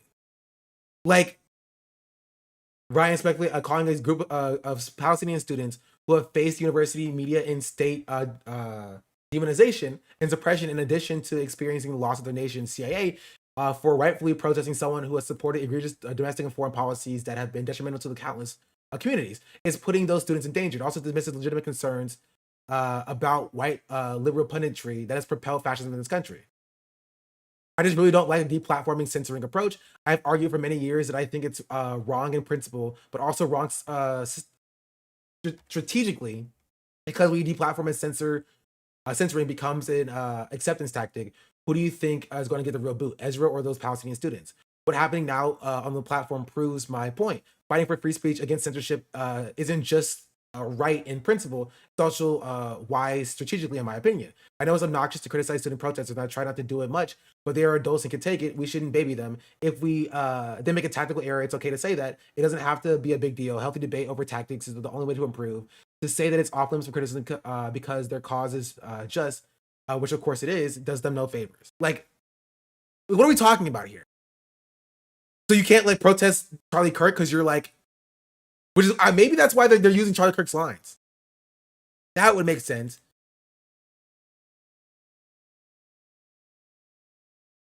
Liberal, exactly. This is liberalism. This is liberalism. Imagine if I said this about like protesting like Charlie Kirk or whatever, right?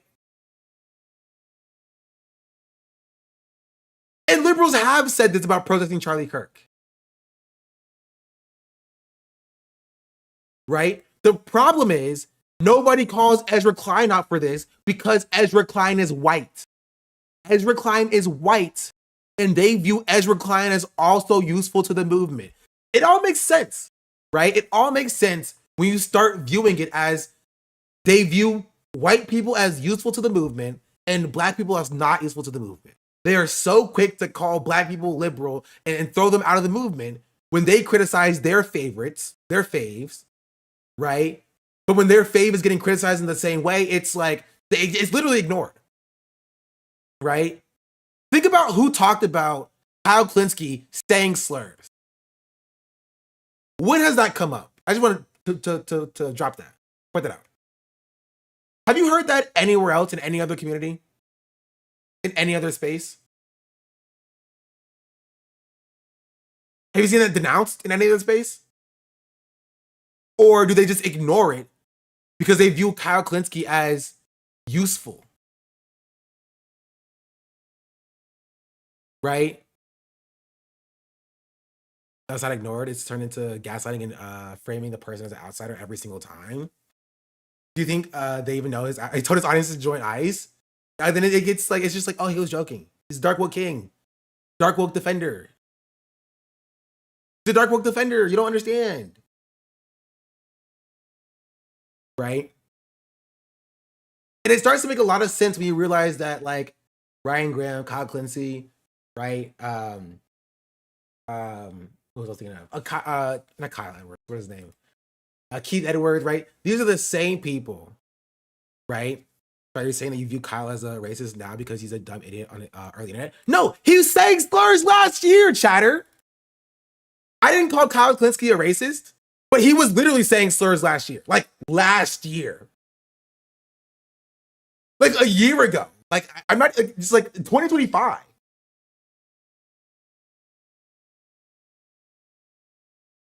Really? Yes. Yes. Really was outspoken person on Kyle's bigotry. Yeah, because Kyle also was being anti-South Asian, right? Indian stars, right? No, he was just he was doing like other like anti-Indian stuff, but he was saying like he's dropping like the arson on Twitter.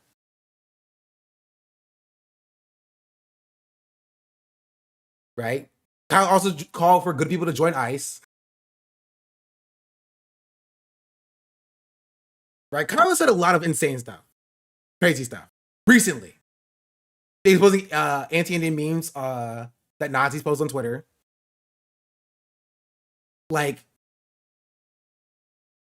but again, that's ignored, right? That's ignored, or as the chatter was doing, downplayed as being a dumb idiot online because he's white. I thought Kyle was saying to join ICE to sabotage. He wasn't saying that. Even if he was saying that, that's still insane. That would be crazy. But he wasn't saying that. He was saying we need good people to join ICE to disobey the bad orders. Still do ICE stuff, right? Still do your job, but if you get a really bad order, just don't do that. Don't do that one order. That's what he said. He said, we need you to join ICE so you can disobey the bad orders. Like ICE can do anything positive or good. That's it. I mean, that's not what I remember him saying. That is what he said, chatter. We look at it all. Who has the link? Who has the link? That is what he said. He did not say join ICE to sabotage ICE. He said join ICE to disobey. I'm not making this up.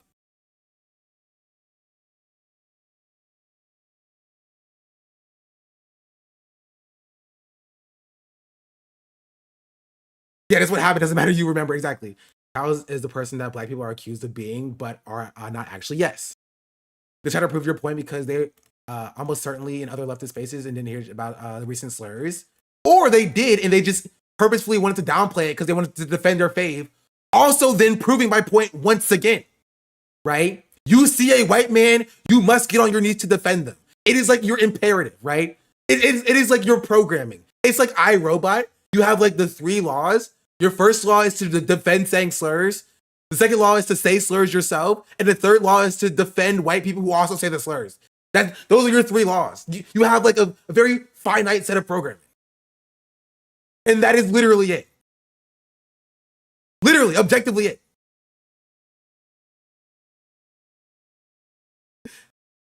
Frame 1, no other information. I must be lying about what these people are saying. Right? Because those same white people, those same chatters, view people like Kyle Kalinske as useful to the movement. They view his slur singing as useful to the movement, so they have to defend it. They think that Kyle Kalinske saying slurs makes him dark woke, which makes him useful to the movement. They have to defend it. They think Kyle Kalinski's anti-Indian racism makes him useful to the movement, so they have to defend it. Does that make sense? Doesn't it start to make a lot of sense when you see how these people talk about politics? They only engage, right, with politics in insofar as what they feel that is useful to the movement. And that is it. This is what the ACP does. Yes. Does it like a bad empanada rant? How does it sound like a bad empanada rant? Because when a bad empanada care about slurs? What are you talking about? At what point has bad empanada? This applies to bad empanada. Bad empanada also will use slurs. Bad empanada will use Nazi rhetoric to build his wider movement. This is also the thing that Bad Empanada does. Kyle Kalinske and Bad Empanada does the same thing. They're just building slightly different movement. They're both unprincipled. Both of them. Both of them are unprincipled.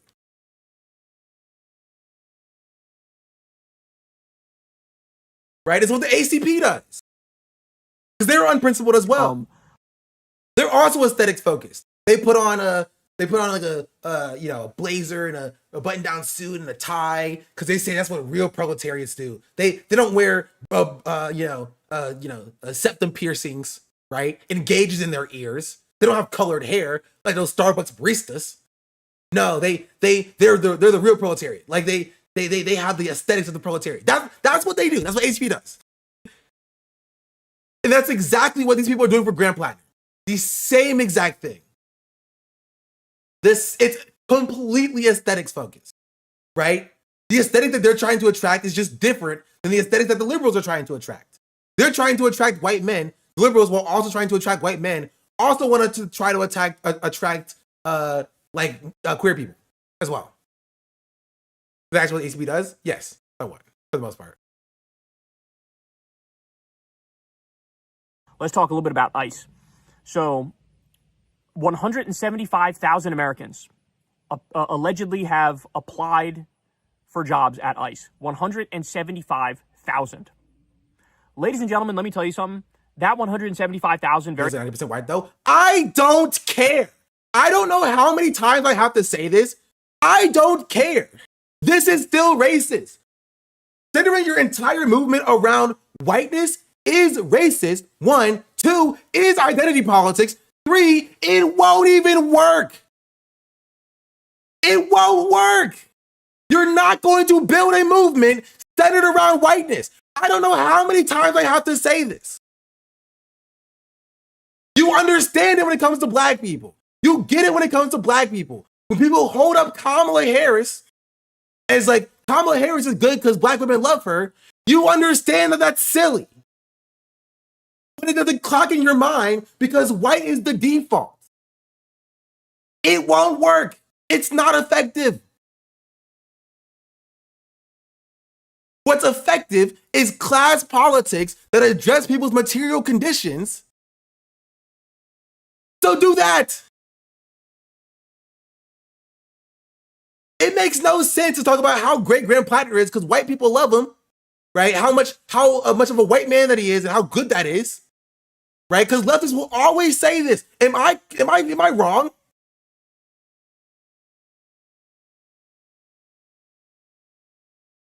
Partisan strategy of punching left, use the army you have, as they say, no one would be left enough for you. What are you talking about? This is not being left. It's about not being racist, you buffoon, you baboon, you two brain cell moron. Rub your two brain cells together. Please get a spark like the caveman, and maybe you can start a fire that I can throw myself into and burn myself alive with.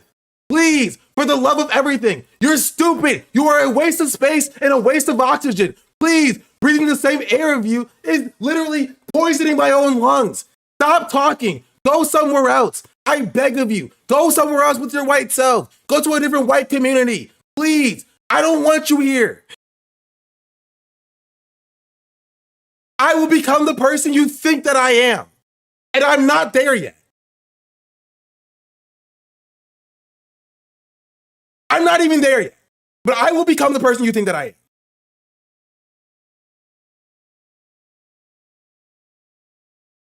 You are a complete baboon, a moron.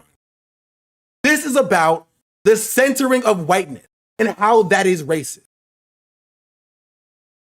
This is about how the entire political landscape is centered around what white people do or don't do, what white people want or don't want. That is racist, and it is ineffective. It is ineffective. It won't even work. It doesn't make decisions for just Maine, white Maine voters. This Maine likesome argument is just admitting that whiteness takes priority to the rest of the country. Yes! Yes! Yeah, I agree with that. Then you coming in here acting like that's not what I'm saying is a you problem, not a me problem. I've been saying that the entire time. That's what the basis and the foundation of this discussion is. Ryan Grimm is saying what I'm arguing. Ryan Grimm is saying that we need to be nicer to white people. Ryan Grimm is saying that we are kicking white people out and we're being too meany about being to white people. I'm saying that that's bad and stupid and dumb and wrong and racist.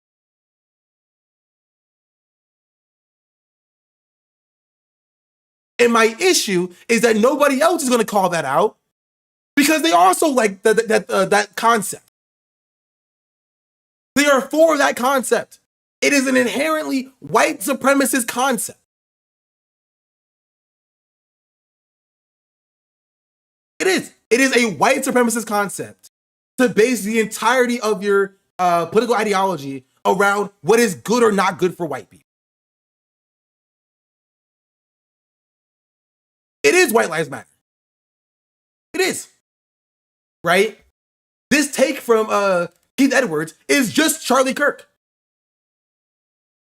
Right? Talking about how mean the left is to white people and how we're being immorally bad against white men, and we're being so meanie bobini to white men, and that sucks, and that's why is the left being so meanie bobini to white men? That's immoral. That's a Charlie Kirk take.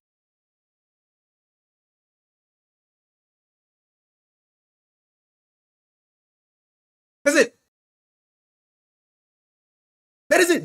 That is a Charlie Kirk take. This is a Charlie Kirk take.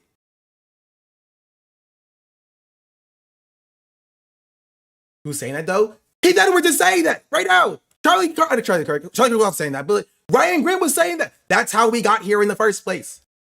We watched Ryan Grimm literally say that.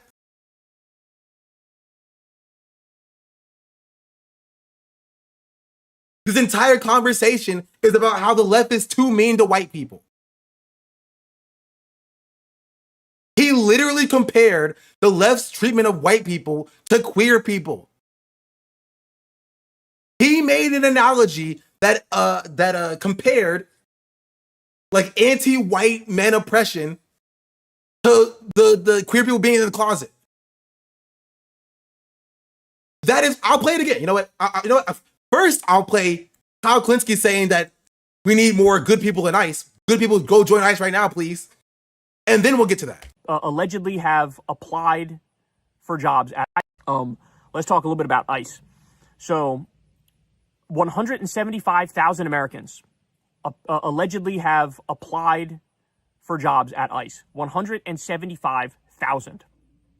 Ladies and gentlemen, let me tell you something. That 175,000 very likely are the dregs of society. They are the dregs of society. They are the alcoholics and the abusers and the fucking Proud Boy members and the KKK members and, you know, old fat white dudes from Tennessee with a beer gut. Like, that's who these fucking people are. So what I want to say to you guys is I really hope that we have some good people who are signing up for jobs at ICE, because we need somebody there to be the last line of defense. We need somebody there to temper the insanity. We need people there to counter their unprofessionalism with professionalism.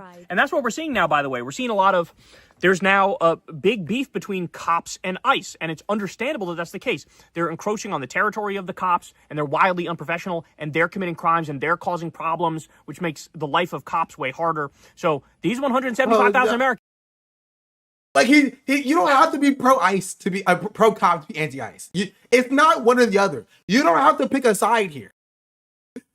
This is the Cosby better trading from whoever this is. They're basically signing up to be the Gestapo. Make no mistake about it. They are signing up to ruin the lives of black people and brown people and liberals and lefties and people using their First Amendment free speech rights. That's what they're doing. So I hope, again, some of you out there will sign up as a good person and basically be a double agent, if you will, and basically try to keep a lid on the worst elements of it. And I came to this position because that's what one of the soldiers said. Remember that video I played for you guys from Status Quo? Like he's literally saying, guys, come on, join ICE and like shoot people nicely. So when they give the order to shoot people in the head, just shoot them in the leg instead. Just shoot them in the leg instead, right? We need y'all to keep a lid on it. Don't let it get too far. Just do a little bit of Gestapo behavior, you know? Just this was literally this year, by the way. This was 7 months ago. Sorry, last year. It was October of last year. This was 7 months ago.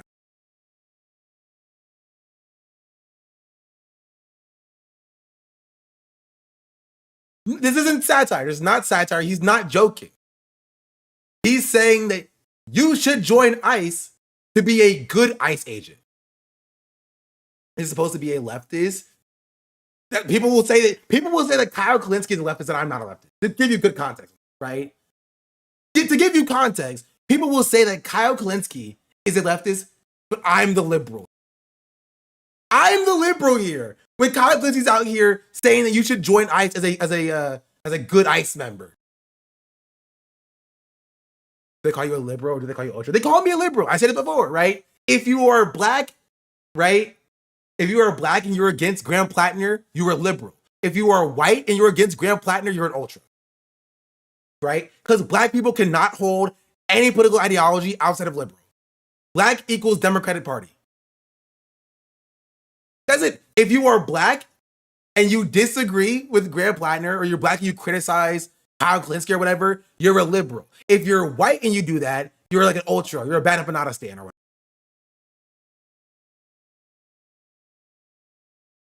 That's it. Black Panthers are notoriously liberals. Or you're the CIA. Both can be the CIA. Both can be feds.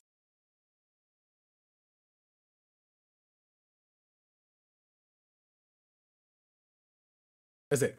Back from ad over. Okay, I'll play it again. Don't worry. Play it again. Signing up for jobs at ICE to society. Ladies and gentlemen, let me tell you something. Let's talk a little bit about ICE. So, 175,000 Americans allegedly have applied for jobs at ICE. 175,000. Ladies and gentlemen, let me tell you something. That 175,000 very likely are the dregs of society.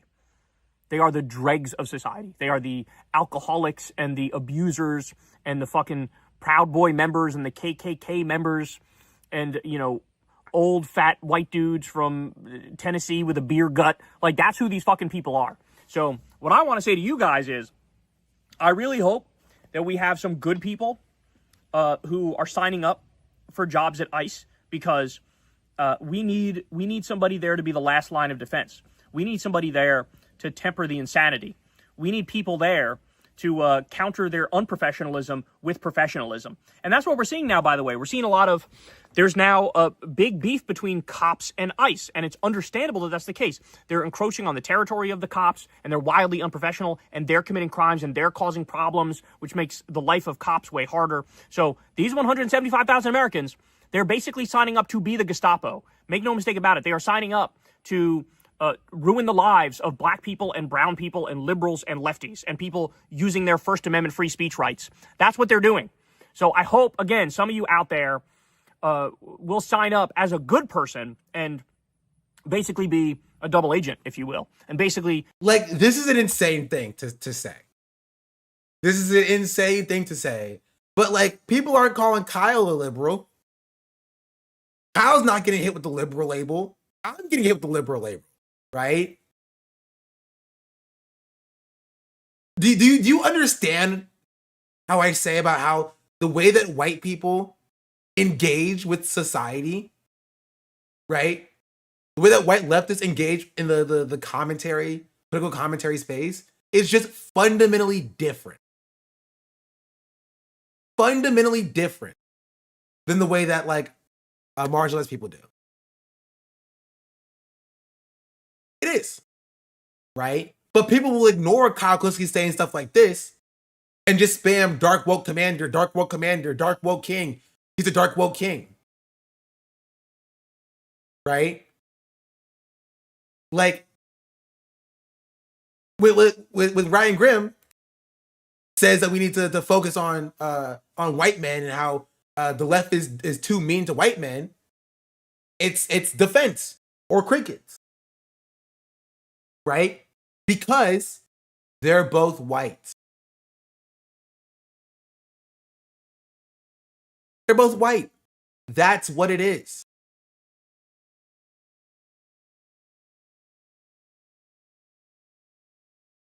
That's why I don't trust a single person who said we left this during woke one. What did you leave? Because I remember BLM being about, the lives of black people mattering. Right? That's what I remember being about. Right? You like, people being like, we left this during woke one, you're being too annoying on Twitter. You should be annoying on Twitter. You should be making people uncomfortable. This is about the lives of black people. Right? It should have made you mad. It should have made you upset. Right? It should have taken up your life. You shouldn't have been able to go anywhere without saying it. Right? Companies should have been yelled at if they weren't posting their own black square. Was it the most effective, meaningful activism? Of course not. Right? But did it show just how important the issue was?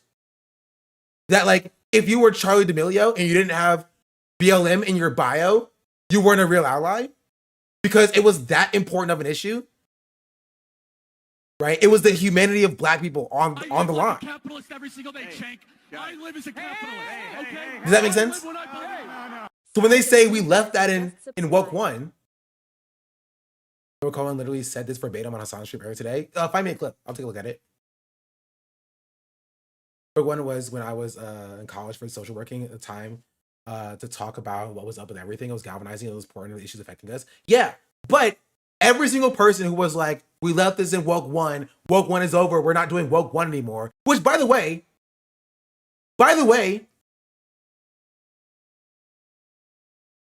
that's exactly what Stable Ronaldo says as well.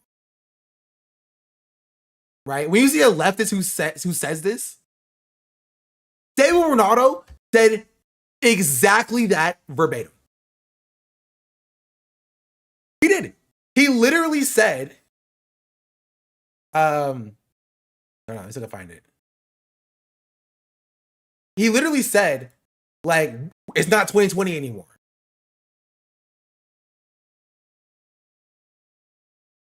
Where's it at? I think it's in my video.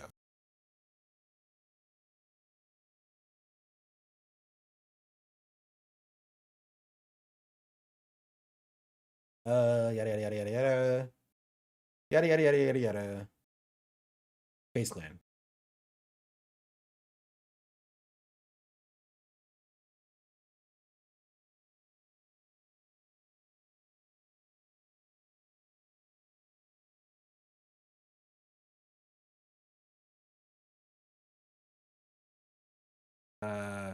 Transcript.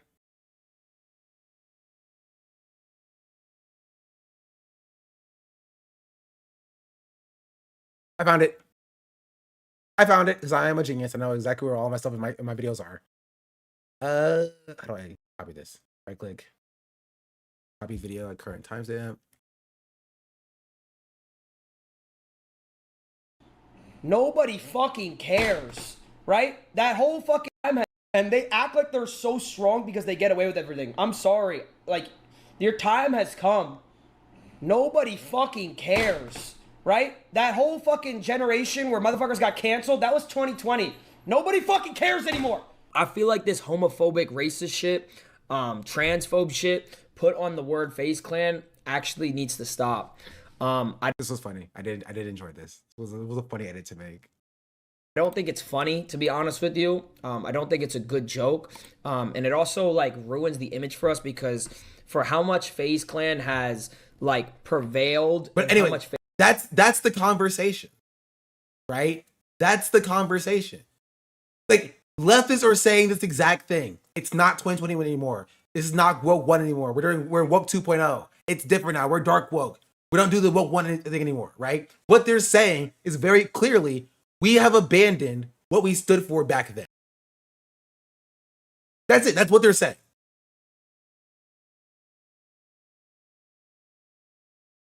That's what they're saying. It's, we have abandoned what we cared about back then. They said that in his speech earlier, verbatim. I don't know what Mike said in his speech. Yeah, I mean, like, I was walking in the Diamond District a few weeks ago, and there was this guy I don't know if he was doing a bit, I don't know what the deal was, but he was like, he got up on like a step stool, and he was wearing just his underpants, and he was standing in front of some diamond store. I have no idea what the fuck he was doing. He had like a cowboy hat on, he was holding a sign of some sort. I was headed somewhere. I had no interest in stopping to figure out that. But the spectacle, you know, the spectacle made an impression, and I think that feels like a pretty non-violent, but, you know, yes, fundamentally coercive, but non-violent, you know, method of shame and humiliation. You know, fuse that to some social media, you know, like shame stuff, and we got a struggle session going. You know, we got something we can work with there. Okay. Everybody said, you know, like in the 2010s, it's like, oh, like everybody was bugging out this week about, remember has Justine landed yet? That woman who tweeted the joke, yeah. So people were bugging about that again, and you know, it's like that actually is like, you know, that lady, like a few months later, she got a new job as the head of comms at FanDuel, and like, you know, like she was fine, And I think like maybe, you know, like we in do the talk future, about like, talk about people like that you know said something heinous and then were like yelled at on the internet as though they're like warriors that yeah, it's like, oh, like he died in the woke wars. Yeah. Like, shut the fuck up. No, my point is meanwhile the what if we channeled this power, we organized it, because if it isn't like that lasting and that scarring, but it does, like, you know, it has the potential to like meaningfully alter somebody's behavior. Yeah. I'm just saying. It's I'm like just saying. meanwhile, the American federal government is, I guess, trying to deport and denaturalize Trita Parsi. I saw that. It's like, what the fuck? Like, that's actually happening. Like, Listen, if it's a real test of whether or not the Quincy Institute's Coke money has any influence, because I hope to God that they're able to do something to free our boy. Yeah, so what? Yeah, I don't understand. Like, I've always wondered why they were even allowed to exist as a part of the blob that's like anti-blob.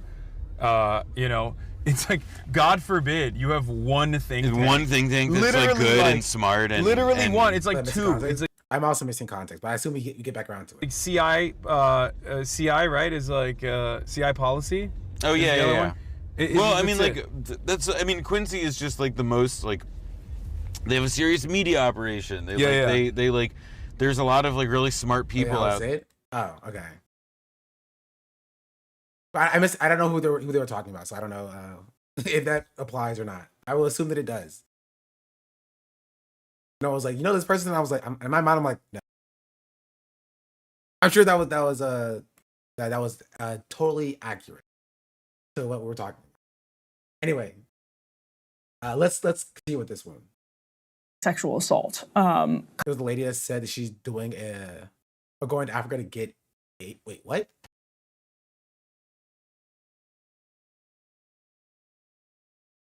Oh, wait, okay, I know what you're talking about. Yeah, I know what you're talking about. I know what you're talking about. She got on a plane, turned her phone off. She got back on her phone when she landed. It was like completely canceled on me. I remember. Going back to what Brian said, you have more people popping in. Okay, we'll go back one more time. This is the last time I'll do it, and then I'll end it. I do remember that happening. The algorithm probably didn't show that one to you, so go find it. It's a really interesting, and a lot of people were dunking all over Chris Rabb for it. I think this is an important and needed conversation to have. That's one reason that I'm glad that Plattner's in the race, because he's forcing this conversation. And you can't, I don't think you can kind of force people, you can't force it back in, but what you can do is have that conversation. Like, and talk to people like, why are people so passionately supportive of Plattner? Tease it out, yeah. And then get from people like, why do you hate him so much? Like, what is it?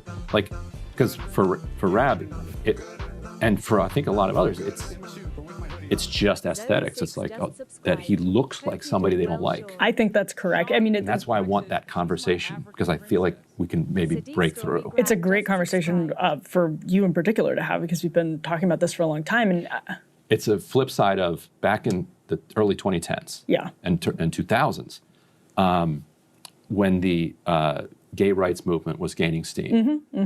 What the Barney Frank argument? What people discovered, is that you've got a gay uncle. You actually, once people started coming out of the closet. The Andrew Sullivan argument. Yeah, once people started coming out of the closet, like, oh, that guy's gay? I love that guy. He's great. And my life is fine around him. This is the reverse for liberals. It's like, this is a white guy, and he's actually pretty nice. A big burly combat vet. Big burly combat vet. Someone you could see with Joe Rogan. And he's fine. Don't be afraid. Don't be scared. Like, is it off base to say that when he says liberal, he just means black people in this instance? In this specific instance? When he says, like, for liberals, when they see a white guy that's not, like, mean to them, they realize that, like, white people are not too bad. You know what I mean? That's what I think he means.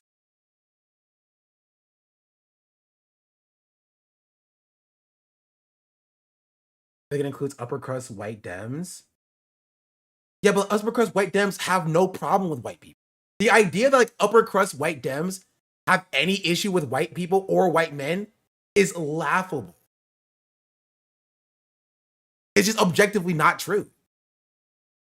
You know, I always thought woke one meant stuff like performative activism, where people who don't believe in the issues stood by it, like in the vein of rainbow capitalism.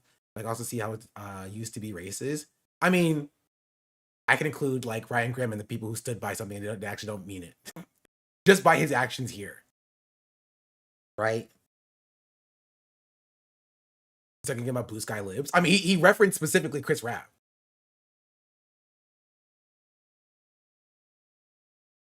He specifically referenced a Chris Rapp, right?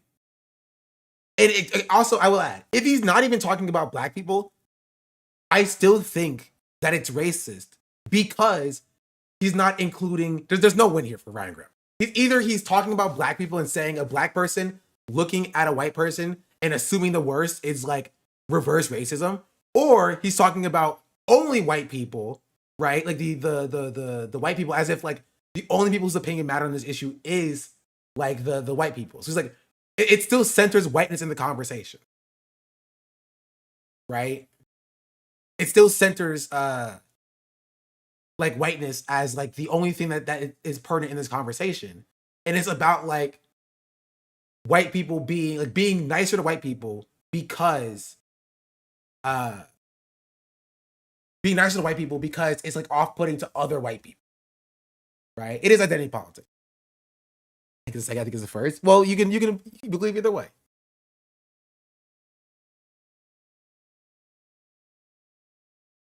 Right? Because regardless, it's still Ryan Grimm centering whiteness of Graham Plattner and getting mad at people who don't center his whiteness, proclaiming them as like, I don't know, being like reverse racist, for lack of a better term. The current cultural divorce between kind of progressives and white men is so like stark. That it's just culturally, morally, ethically wrong, but also just pragmatically from a political perspective. You can't build a national party. Like, what does he mean by that? Like, is he talking about black people here? Because there are rightful issues that black people have with, like the way that like white people engage with the political ecosystem. And it's funny because Chris Rabb spoke to this exactly. Like he directly spoke to this. Oh my God, how many Plattner videos do we need in one day? I have to remind you that they have, I think, 16 videos on Graham Plattner and like 2, maybe 3 on Chris Rabb. Just want to put that out. And one of Chris Rabb's videos is all about Graham Plattner. Point that out. Here. So to discuss, I'll show you this section about the question about Graham Plattner.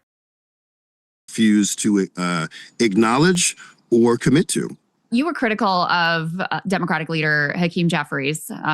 House January 3rd. But I also know that it's a body of 435. If, we all newly engage with us, but it's our responsibility to make them so problematic. I wanted to get you to weigh in on what's going on right now with Graham Plattner up in Maine, because I do think it has some important fissures here in terms of the direction of the Democratic Party. His ideological program and yours is not exactly the same, but you're more or less in the same lane. I have to remind you, the title of this video is Fetterman Vibes, ? DSA Dem won't defend Graham Plattner. That is insane.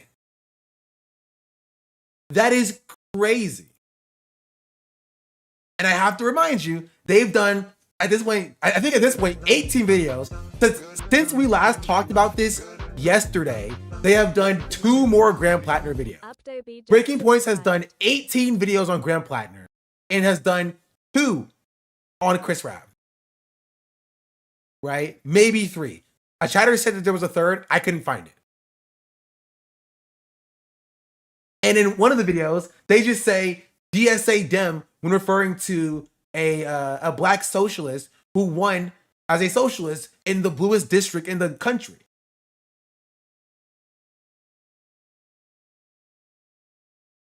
Like, similar views of the world, and certainly, have been clear-cut, clear-throated opponents of genocide, of AIPAC funding, and the influence of the Israel lobby. Brady Points thinks Rab is a lock at this point. No, because Rab is a lock because he won his election. They made 0 videos on him before that. None. They have no problem shouting out and addressing Graham Plattner before his election. None. On Chris Rab? At all? So I want you to listen to this, right?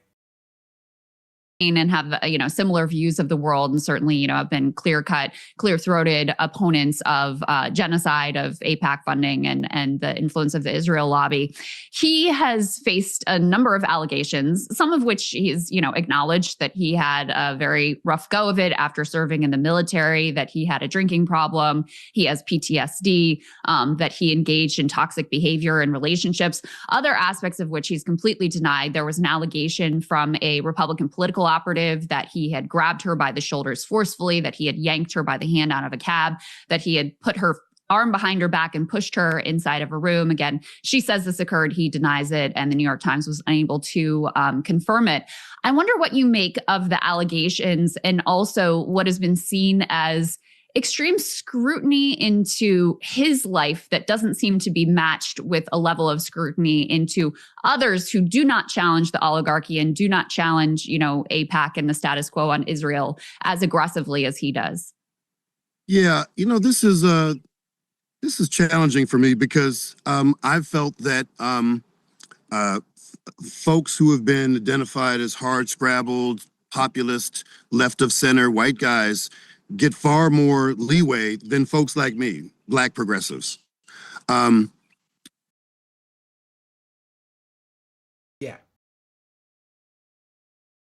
Yeah. And he's completely correct about it, right? And this is a perfect example, right? This movement does not care about Chris Rab.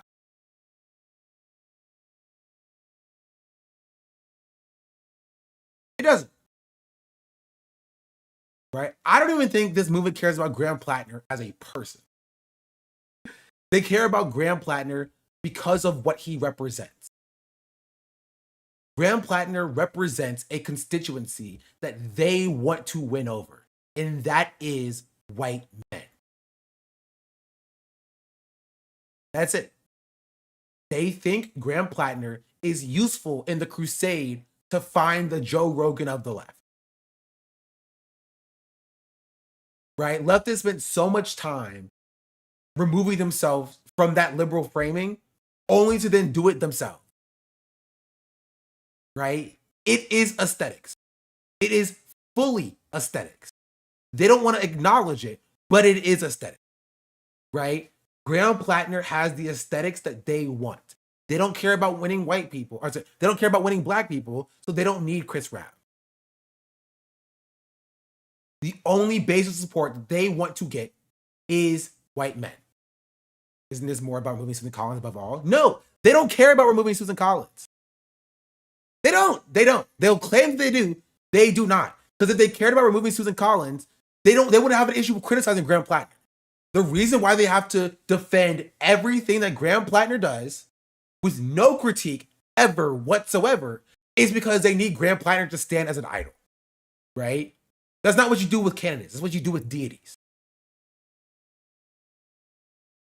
They cannot ever entertain a single piece of critique of Graham Plattner because they need Graham Plattner to be an idol to serve their purpose, right? And I'm not making this up. I'm not saying that this is not true. Ryan Grimm is saying here that it's not true.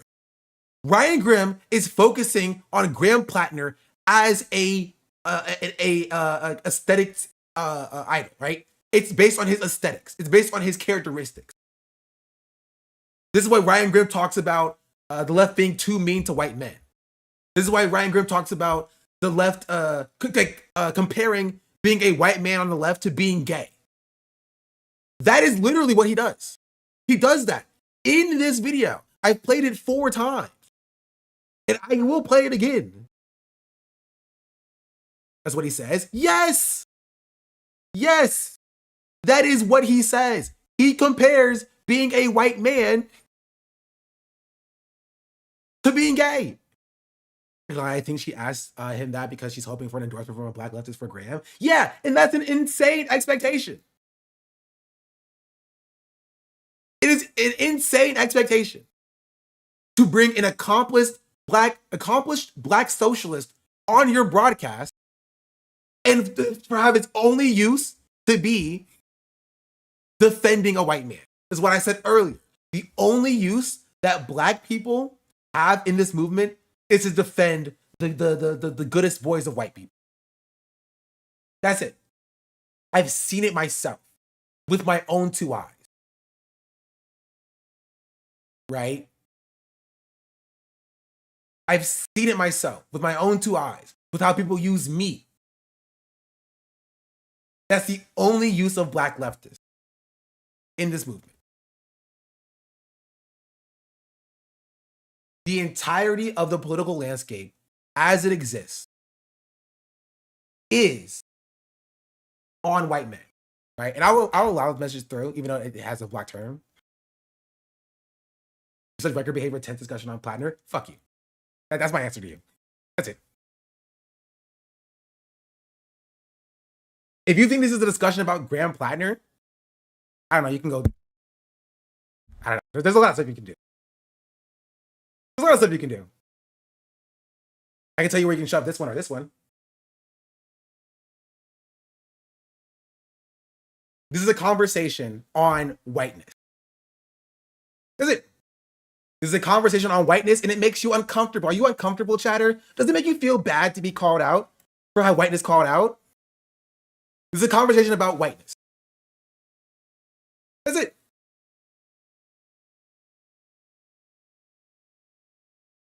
This is about the centering of whiteness. Now whiteness is centered. This is more about Ryan Grimm. This is about Graham Plattner. PF is attacking. Yeah, Plattwater is coming at me. Plattwater's coming at me.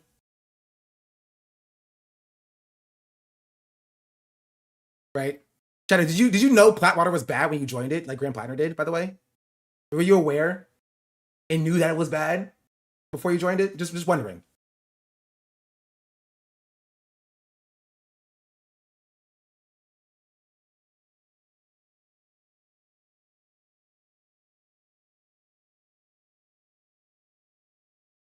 Why I'm glad New York City DSA slate is pretty diverse. It's a good example of what we should be doing. Yeah, but it doesn't matter because like white leftists never going to learn. They're not going to learn about that.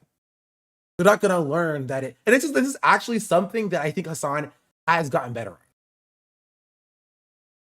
Genuinely speaking, I think after like his conversation with Chris Rabb and Summer Lee, this is something like legitimately I think Hassan actually got better on. Right? Actually got better. Something I've been saying for the last 2 years, which is like talking and speaking to the black community is something that I spoke to Hassan about. Like about the best way to engage the black community on socialism. Right? Like this is something that Hassan has gotten better on in recent times. Right? But this is something that we talked about previously when it comes to engaging the black community, right? Because I don't know, hot take, white people are not the only people that matter, right? This idea that you need to reach out and outreach to white people specifically is a racist idea, right? It's the equivalent of like giving reparations to white people after slavery.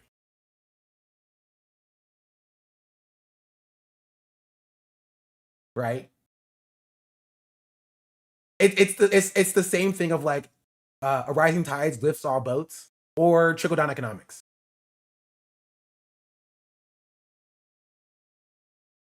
You know, they see the left losing, and they're like, you know what the answer is? The answer is we need more white people, right? But they have never acknowledged the fact that white people never, historically, never stayed with the movement once they got what they were looking for. And BLM is the contemporary example of that, right? During the 50s, with the huge unionization boom that happened in the 50s, right?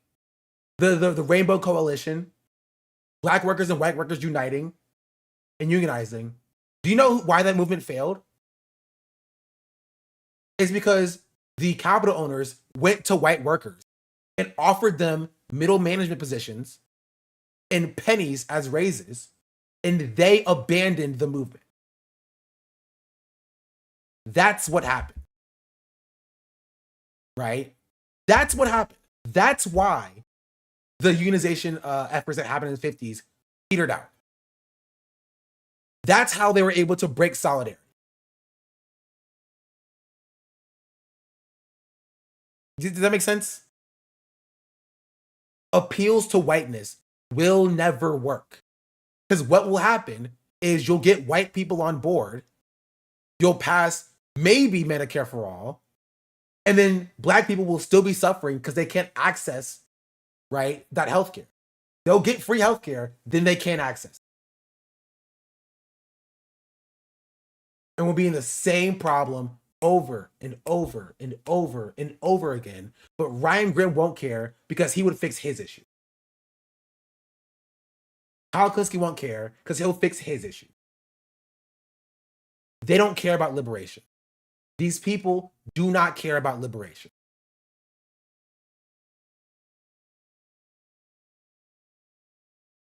They don't. Does Medicare for all mean all? No, it actually doesn't, funnily enough. Right? A rising tide does not raise all boats, funnily enough. Right? Universalist policies do not work and will not work. You have to do targeted policy.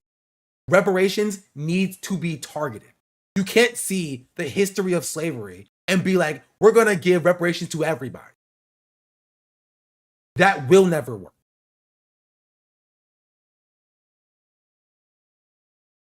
It won't. You have to do targeted policy. You have to go into communities, right? You can't just say, all right, we're going to build one more bus lane in every single city, right? Because that will disproportionately help cities that already have an established bus infrastructure. Does that make sense? Right? Universalist policies are not universalist. This is the same conversation that these same people have ignored during 2020, which is equality versus equity, right? Do you remember these conversations, chat, that we had during 2020? Equality versus equity, and how we were describing, right, to liberals and conservatives, that there was a difference between equality versus equity. You remember that stupid box picture that came up all the time?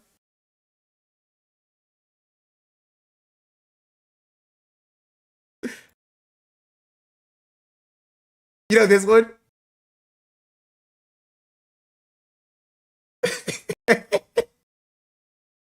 This one, right? The one that, like, it's the people who say it's not 2020 anymore seem to always forget. This is what universalist policies is. Universalist policies is equality, right? Everybody gets some, right? This includes, like, universal healthcare. That is a good starting place, right? It lets this guy who couldn't see this game before see the game, right? But it leaves people out. What you need is targeted policy. But those targeted policies make white people feel bad. Where's it at? And then they'll pull it back, right? DEI was that targeted policy. Affirmative action was that targeted policy. It wasn't perfect. It wasn't even good, but it was a targeted policy that sought to address systemic racism because it acknowledged that the disparity is there and some people need a little bit more of a leg up because of that disparity. And Ryan Grimm cheered when that was taken away.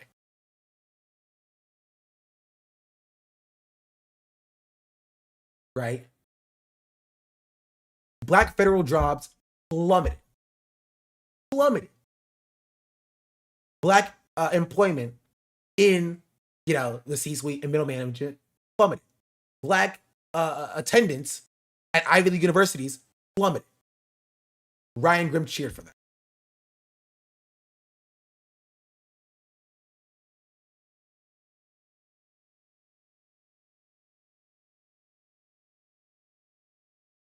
And that's the issue with universalist policy.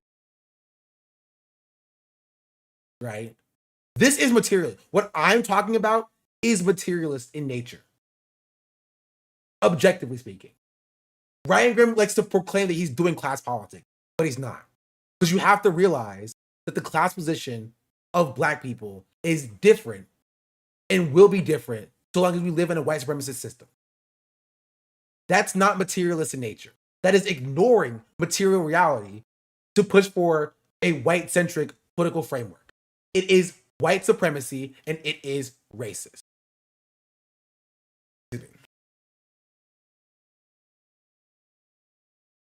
Bernie's Medicare for All had the most of the policies just fell into terminal white leftist failure, presence in Black communities to do outreach. And Bernie didn't do that well either, but yeah, that's on the messaging side of it. That is a part of it.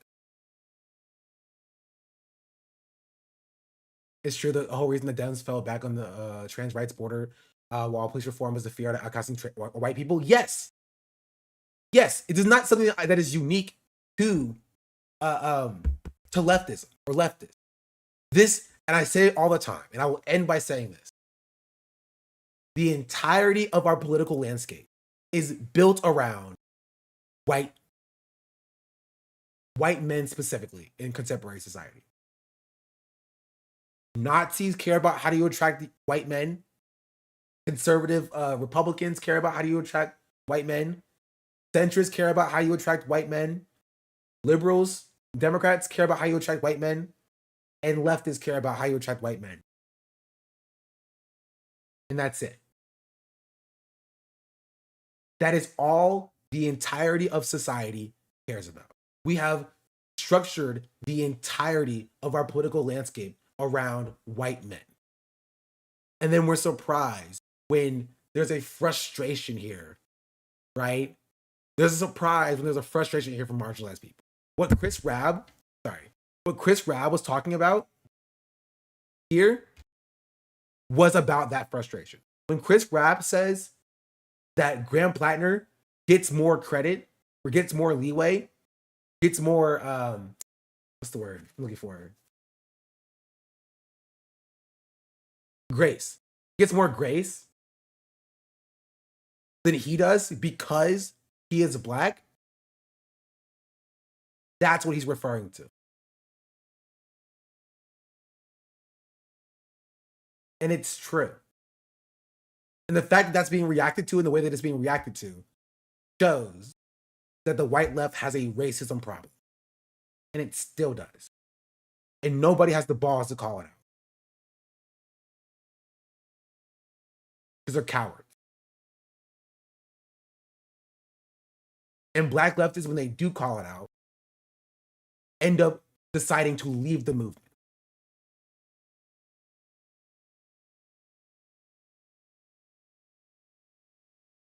And that's right.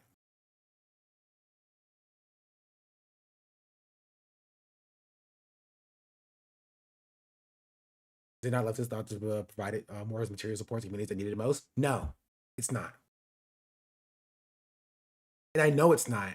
Because I literally went on a Assange stream to talk about this, and I saw some of the chat reactions. I saw some of the things that people were saying. Right? Because they don't think about the communities that need them the most. They don't even consider it. It doesn't even cross their mind. Right? They only know their experience. They know they have access to healthcare but can't afford it. So they want free healthcare. You know what I mean? They know that they can get into whatever college they want to, so they want free college. They don't even consider the idea that there may be some people, right, who don't have access to healthcare, right? Who don't have a clinic in their area, who don't have the means to be able to get to a hospital when they need to, right? Pay or not.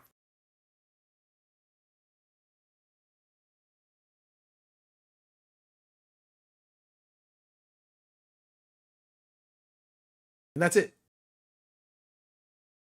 That's the truth. And they refuse to talk to people who can explain it to them. They refuse to engage with people who can explain it to them because it makes them feel uncomfortable. And one time they felt uncomfortable, they hate it. That's why they hate 2020. That's why they hate woke one. That's why they decry woke one. That's why they can't stand woke one. Because it was the one time that they weren't centered and it made them feel a little bit uncomfortable. It was the one time they had to actually hear about the Black experience.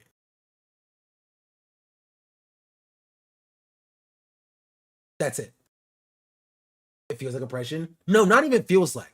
As Ryan Grimm said, it is oppression. Ryan Grimm described it here as if it was oppression.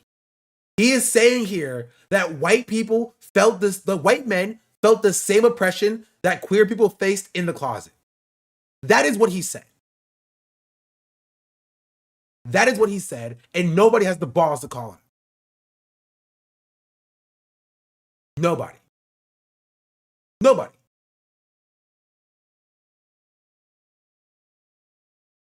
It's just a bunch of yes men. Right? Because they are building the same movement. They don't call it out, right? Not because they don't have the balls. I was wrong on that. I can admit when I'm wrong. It's because they agree with it. Because they agree with the vision of the movement that Ryan Grimm wants to build here, and that is a white movement. That's it. They are building a white movement. They don't care about bringing Black people into the movement. They don't care about engaging with Black people or meeting Black people when they are. White people, you need to meet white people where they are, right? If you are a leftist and you don't meet white people where they are, you're a bad leftist. But if you even suggest that they meet white people where they are, right, you're a wrecker.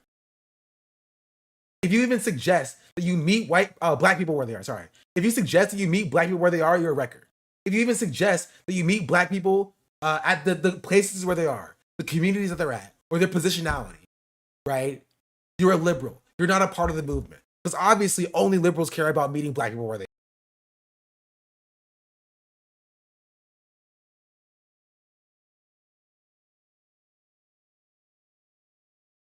And that's it.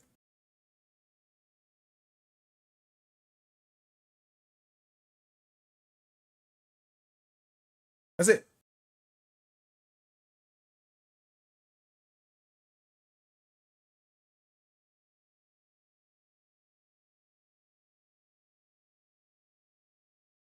That's it. That's my point.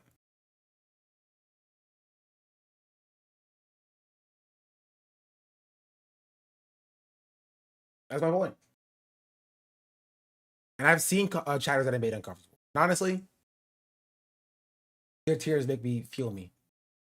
They feel my soul.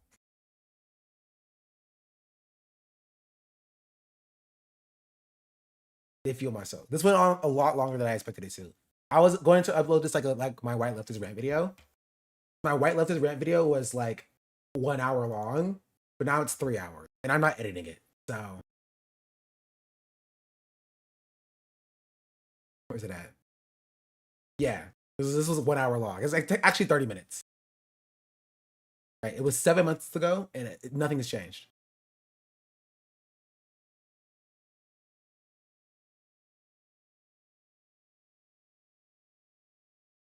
Nothing has changed.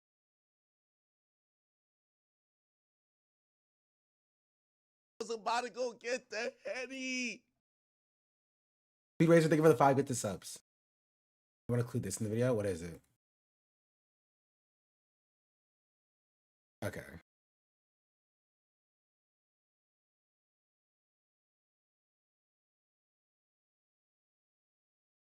Anyway, next time you see me, I'll be in Los Angeles. So. I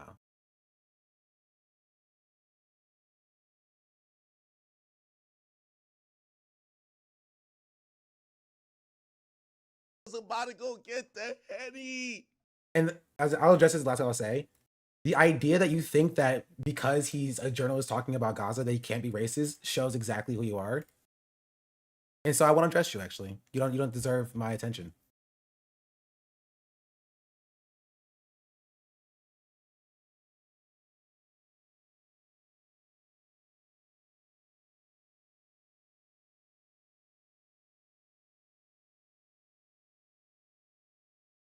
That's it.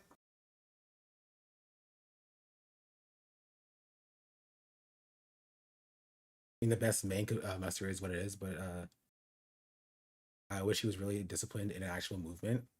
I tried to call you a liberal earlier. The chatter can go. I don't care. I don't care. You criticized a white man one time. We're doing work or do you want a hug box? I know what I want for you, chatter. I know what you deserve. You can imagine it. I want you to imagine it. Everybody take 10 seconds and imagine what I think that chatter deserves. Just take 10 seconds.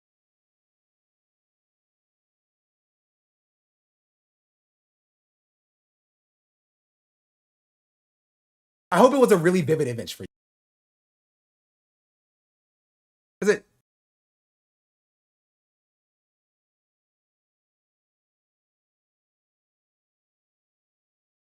Is it?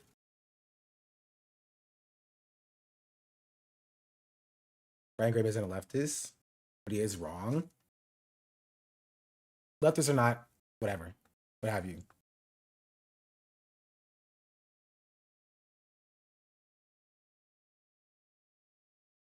The box watched the game.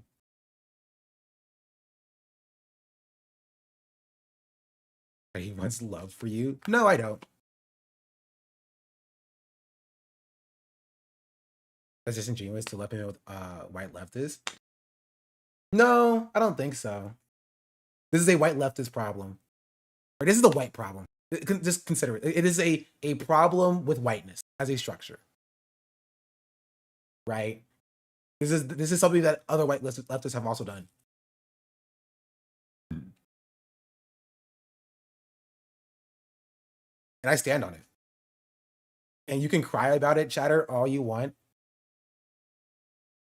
You can cry about it, chatter. I legitimately do want you to cry about it. I'm not even joking. I actually want you to cry about it. I want you to cry about it. I want you to cry from the position that you are at so that your tears give me money. And I would really appreciate it. It would make me feel good to know that it makes you upset. I'm not even joking. Genuinely. It would make me feel good. Because it means that I'm doing my job correctly. For the video, why I left the left. Chatter, I'm not a part of the same movement that you are part of anyway. So that's the problem. I don't need to leave the left because you're not a part of the left. You are not progressive. You are not leftist. No matter what you want to call yourself or position yourself at. You are a racist. You're a racist. I am. I'm glad you acknowledge that. We're one step there. You see similar attitudes towards Black allies from Latino leftists. I mean, Latino leftists don't really have an emotion, same way Black leftists don't either. So the space is overwhelmingly white leftists. Like, look at the prominent voices in the space; they're all white. You know, people aren't listening to Black people.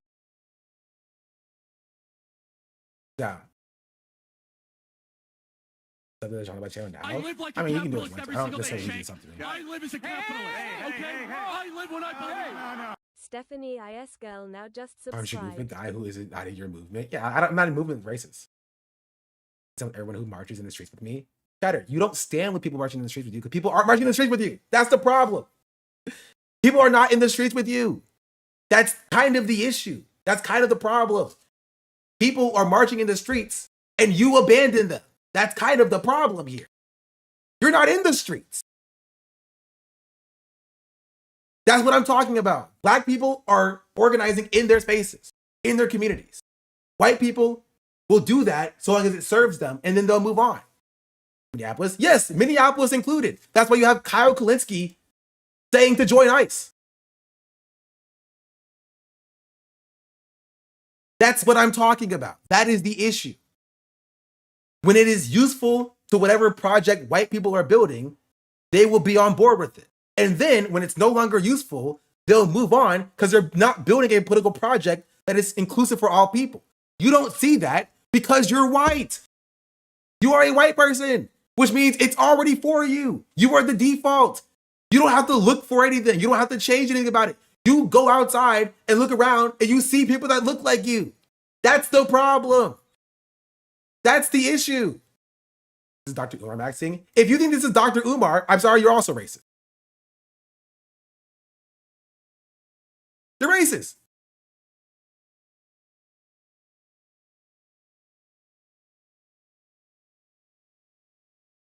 You're a racist person. Like, I'm sorry, there's no other way to describe this. You are racist. And you are proving this for me. You are literally proving my point for me. You are a coward. Listen, chatter. When you cry, it makes me. You're making me happy when you cry. How did you follow yesterday or tomorrow? You got a time traveler chatter over here. Maybe he knows something that we don't. Coward, joint community, and misunderstood. Wow, chatters. No, this is we're at the moment here where the uncomfortable chatters are proclaiming that they're uncomfortable. They're lashing out right now. I'm saying things that they need to hear and they don't want to hear. So I'm making a song chatter. Of course they're making a song chatter. They're white. Of course. They're white. They're white. You don't have to tell me this. We know that this is the case. White people who come from white spaces being white. Yes, obviously. Yes, this is a problem for Mike and Hassan. They have a problem in their communities. There's no other way I can say this. They have community issues. They have community problems. Because they are white communities in white spaces where white people congregate and never address their bigotry. Yes, this is a Kyle problem too. This is a problem in all white spaces. When you have spaces that are built on and foundational on whiteness that don't do a good enough job of holding these people accountable, they do this. I literally said it in this video about Vosh 3 years ago. Oh, and this is my video about Blackwater, which you should watch, by the way. This is how Vosh's community operated. Or as easily as the right other way. Now, in a follow-up tweet, Vosh has this to say.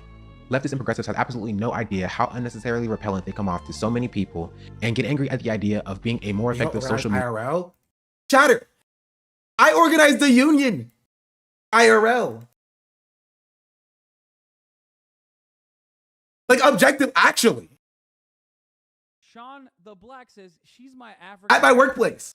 Hannibal_bourgeois just subscribed. I was the union leader.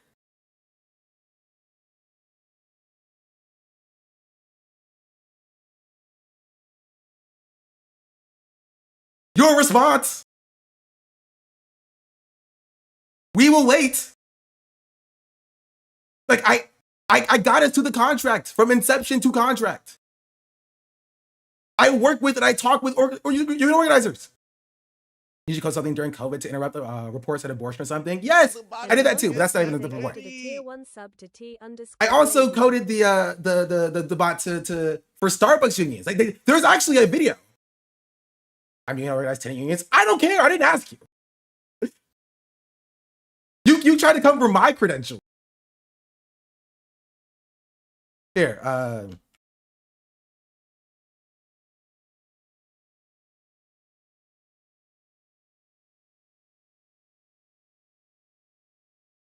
oh wait, no, Starbucks. What's it called? There we go. Starbucks has engaged in one of the fiercest and most brutal anti-union campaigns that's happened in labor history. Stop your union busting and give the working class a break. Unionization efforts for Starbucks is widespread all across the country. Companies try to undermine unionization efforts by hiring new workers to replace those who are currently on strike. Okay, hear me out, right? What if somebody very technical, very handsome, set up a bot that automatically sent the request to their website. Oh wait, it was me. I did that. The purpose of the bot was to fill out false applications. It allows you to send in a fake job application to work at Starbucks every 20 seconds. We made it very easy for people to get involved in spamming the site. Because of our bot, 200,000 applications flooded Starbucks sites. The more people who are involved in this process, the bigger impact that we see on these companies. These Starbucks employees anxiously awaiting what turned out to be a unanimous vote. So when I make these critiques, right? When I make these critiques of the space, what I am saying is the space centering whiteness, right, pushes people like me out of it. When I am doing organization, this is 3 years ago before I actually organized my union, right?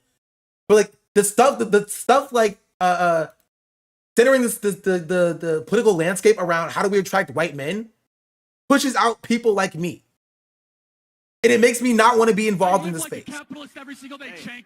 I live as a capitalist. Okay? I live when I believe. Chief Supreme That's it. subscribed.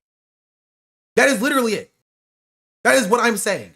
This is about how to be a more effective movement. Right? Centering white people and how you address white men is, one, racist, but two, ineffective. It won't work. Guess what white men are going to do? Guess what white men did? White men voted for Trump to the highest degree of every demographic. And guess what they will do in 2026? They will vote MAGA the highest degree of every demographic. And guess what they will do in 2028? They will vote MAGA to the highest degree of every demographic. Guess what black people do? They vote for either the Democratic Party or most of them don't vote. When people leave the Democratic Party, the only demographic who by and large goes Republican is white people. Most of the country do not vote. And so it's a fool's errand to try to address and grab white people who are going to Trump.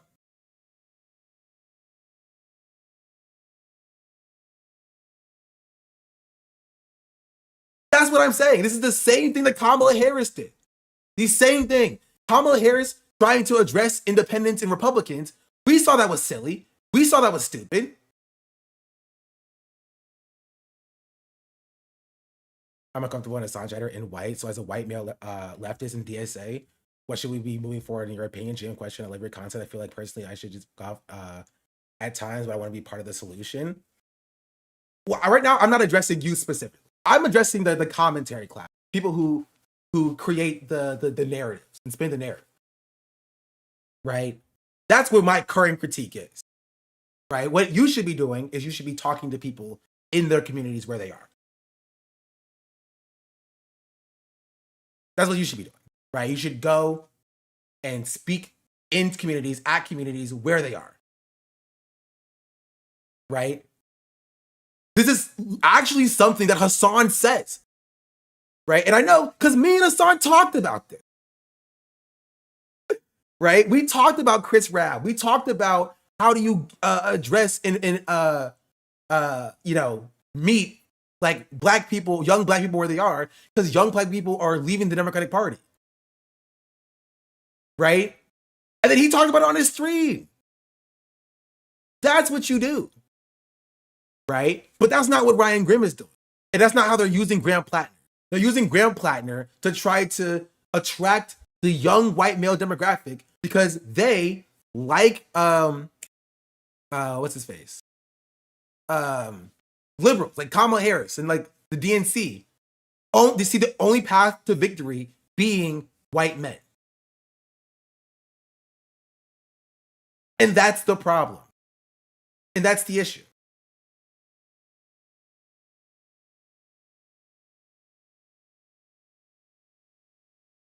Is it?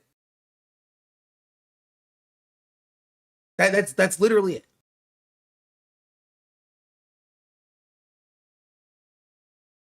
Okay, I'm gonna ban this chatter because all they're doing is just replying to other chatters.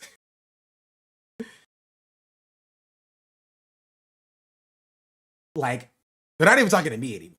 They're so racist. And they're what's the word? I was looking for something. Oh, stupid. Right? They just feel uncomfortable. This is a fair assessment for the grab for a planner, but what else? Who else would fill that role Nassi is going for that you are more in favor of? I see your point, but I think there are too many options in Maine. The issue is, again, I hate this question because I was saying this 9 months ago when there was a chance to find somebody. Right? But nobody cared what the little old black guy had to say. I literally said this when he first ran 9 months ago. Right? But people were defending him the same way they're doing now. And that's what it pisses me off. They were saying, like, they were defending him back then when there was time to find somebody else. To the segment he had with Conrad Blackburn today, that had similar convos today. I did not. But if you have a timestamp that you want me to see, I'll take a look at it.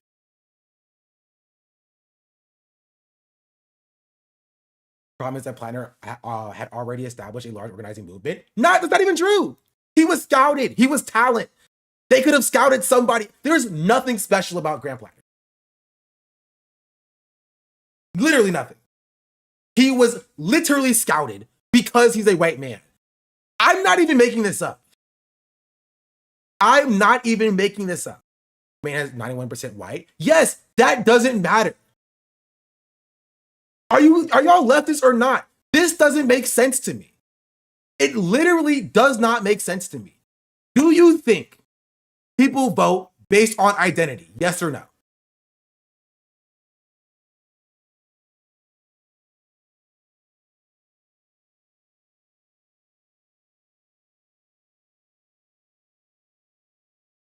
I live like a Do you think people vote based on identity? I live as a capitalist. Okay? I live when I believe. Slay KG just subscribed.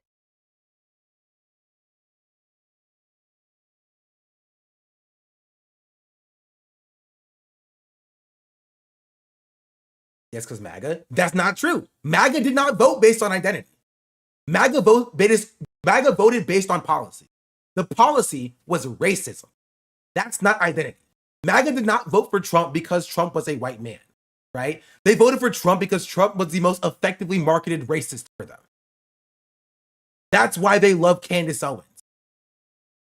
Candace Owens is insanely popular, or at least was, in the MAGA movement, right? Because she was effective. Right? MAGA votes just like anyone based on like policy. Right? Everybody votes based on policy. Everybody.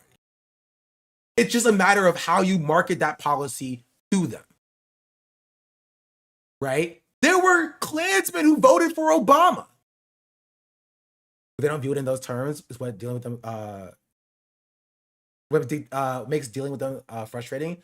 They will swear that they're not racist. That's not true. I'm telling you right now, they're not true. That's not true, right? I'm telling you right now, that is not true, right? Leftism, the entire core principle of leftism is you address people's material conditions, right? And they will vote for you. Yes or no? Isn't that Graham Plattner's entire thing? Isn't that what he's saying currently right now? Isn't that what leftists say across the country consistently? If you address people's material conditions, they will vote for you. This is the entire message of leftists to liberals. If you address people's material conditions, they will vote for you. If that were true, then progressives would win every district. No, because yes, but that's messaging. That is a messaging problem, right? It's not the policy. We know that we have the best policy. It is a matter of messaging those policies to people, right? That's not done with just having a white face talk to white people and a black face talking to black people. If that was the case, Zohran Mamdani would not have won in New York City, right? It's about going to these communities and speaking to these communities. He's not running on white aid poll, though. The problem isn't with him, it's with the MSNBC types who want to frame him. That's what I'm saying, though. That's what I'm saying. You're repeating my point back to me. That's what I'm saying. But yeah, exactly this. right? Racist for Obama. Plenty of white bigots will vote for Obama on Tuesday. There are some things they fear more than black people. Exactly this, right? Exactly this. So this idea that you need a white man to speak to white men is racist.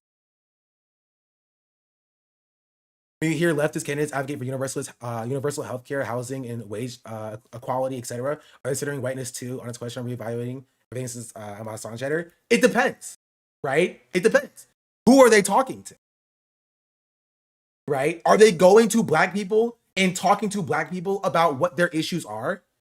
Right? If you just say universal health care, right? Fixed housing, wage equality or whatever in a general abstract sense, that's not going to get you anything, right? It's still messaging. You have to go into the black community and say, what are your problems? Right? What are your problems? What are you faced with? You might see a grandma talk about like, well, there's something flying around. Well, I can afford my healthcare. Right? I'm on freaking Medicaid, but I can't get there. I can't get to my clinic on time. I can't go to the CVS to pick up my prescriptions. You know what I mean? And so you tell that person, okay, this is what I'm going to do for you. It's targeting these policies to these communities. The issue is nobody's talking to these people. Nobody's going to black people and talking to black people. You know what I mean? That's the issue. This is the same combo we had a year ago. Yes, it's the exact same combo we had a year ago. And that's the problem. Right? This is honestly like a separate conversation than what we're talking about here, which is just centering id pull for white people. Like, this is Ryan Grimm doing id pull for white people. And that's what he's doing here. He's saying that we need to do id pull for white people. We need to do identity politics for white people. And I'm saying that's bad and stupid and dumb. That was the main point that I made originally. OG.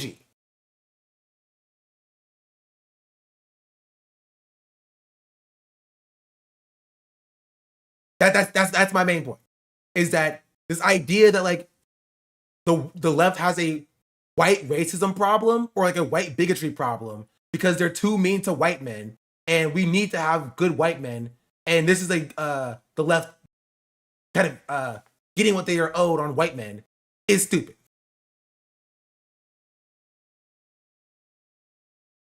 Is it? That is my main issue, my main point.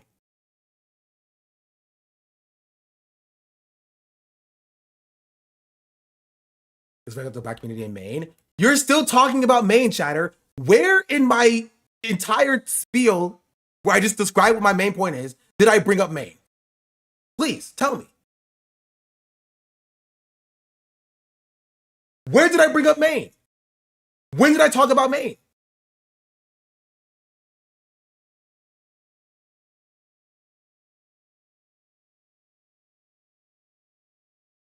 Please clip my last sentence when I brought up Maine.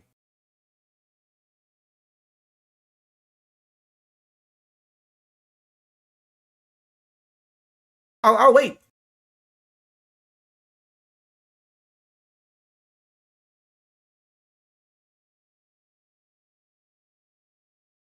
Gotta say, after watching some of these dark woke chatters complain about Plattner hate, it's just like libs. Isn't that interesting? Isn't that interesting? The same dark woke who was like, we're gonna be mean to people now, are like, you're being too mean to white people.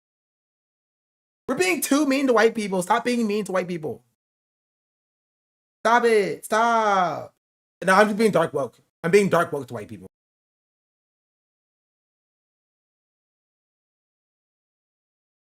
Is it?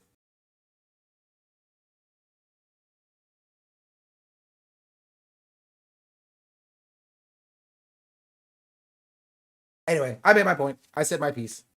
The chatter's gonna keep crying about it. Fellow leftists are refusing to distinguish between a lib anti-planner stance, which is totally about him, and yours, which is about him and the broader national a left constructed relationship in his candidacy versus campaigns of by PLC candidates. Yeah, at this point they're not like doing it on accident. It is completely on purpose. Right? Because Graham Plattner is a proxy for them because they're racist. Right? They were racist in the past and they need to defend Graham Plattner because they're defending themselves by proxy. Same thing with Kyle Klinsky. Why he's doing it.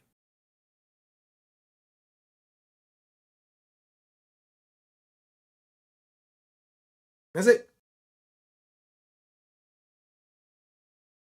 That is it. And it makes people feel uncomfortable. You were saying it for a year and you've been right the whole time. And then chatter will just pretend like I wasn't saying it for a year. And they'll be like, well, what is your solution then? I'm not sure if I'm hearing a solution here, actually.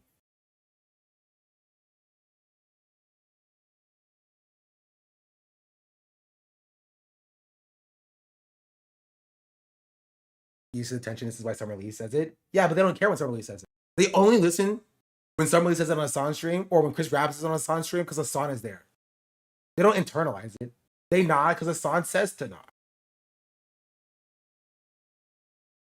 Right? I'm not saying anything new. Isn't it kind of weird? I've said this. Summer Lee said this. Chris Rapp said this. FD Signifier said this. Think Beast Tribe said this. I can keep going through black leftists that have said this. Turban said this. And people act like this is a new thing. Because the issue is, one, they don't pay attention to what black people speak. Because they're not white. Because they're racist. And two, if they hear it, they'll immediately discount it because they're racist. And nobody has called them racist on this because they're surrounded by other racists. And that's it.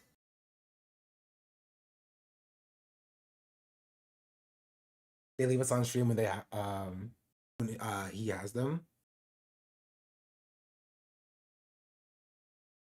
When she saw Pittsburgh media folks treat Summer Lee, Pittsburgh is a dark blue city, and they drag her constantly along with other elected city officials.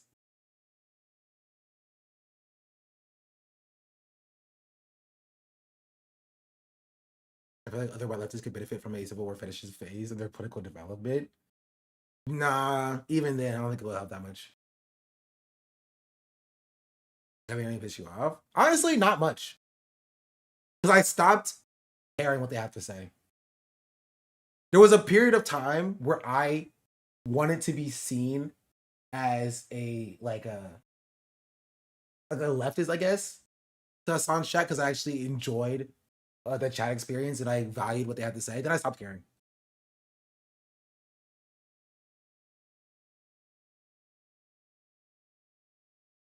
We need white men to fall from revolutionary heaven, I guess. I'll wait. You do that, Cheddar. Hopefully then you can stop talking so I stop hearing from you. Please keep waiting. Genuinely. Genuinely, please.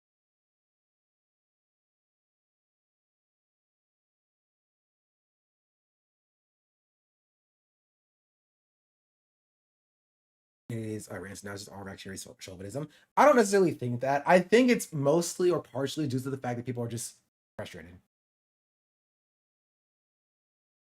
I think the entire political landscape is frustrated by how far we slipped into fascism. And they think that they know the best way and that they will not hear anybody telling them otherwise. And that's kind of what it is. Right? And so you see black people who've told them otherwise and they lash out.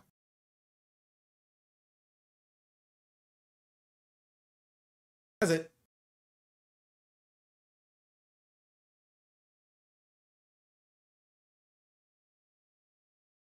From Black Panther video. You're still typing. I'm waiting for you to wait. You're supposed to not be typing anymore.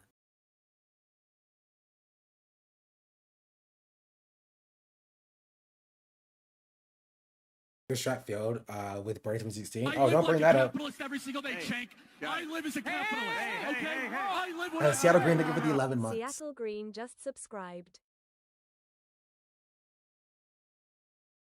A lot of these types of liberal parents, just bandwagon liberals who want to associate with good things and do zero work. Black socialism talk.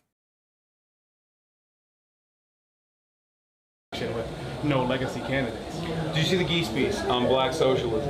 The what?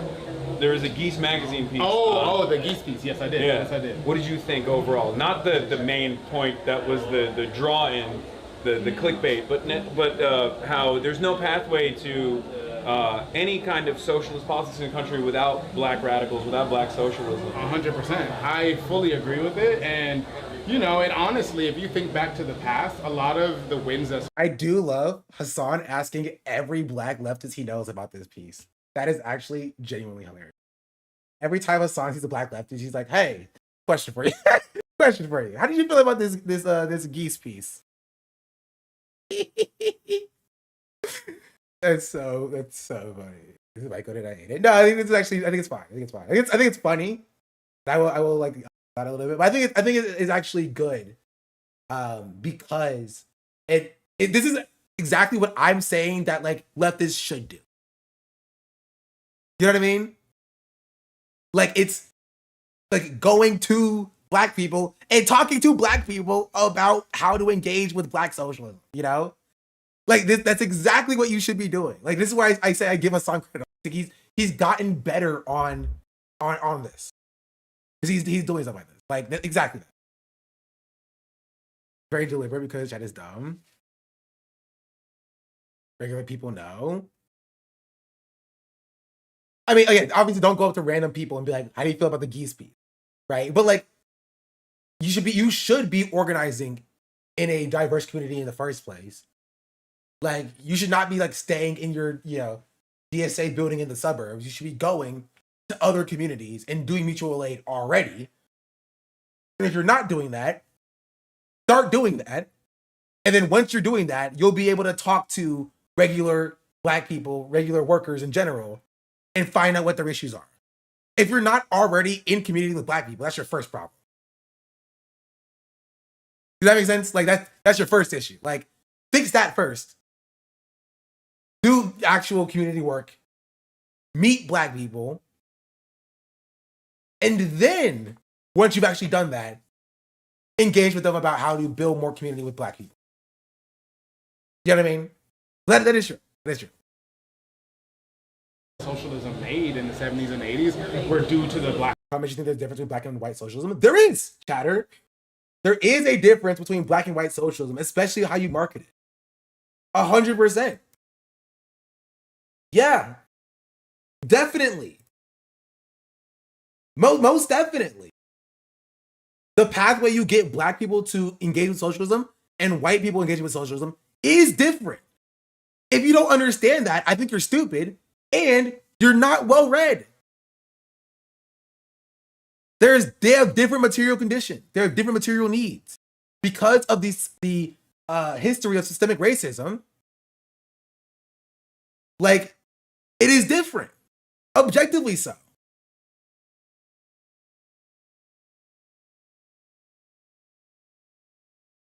Marcy Fred Hampton, all right. Actually, I heard they were twins. There actually is a good book that talked about this a little bit. Let me see if I can find it. Cedric.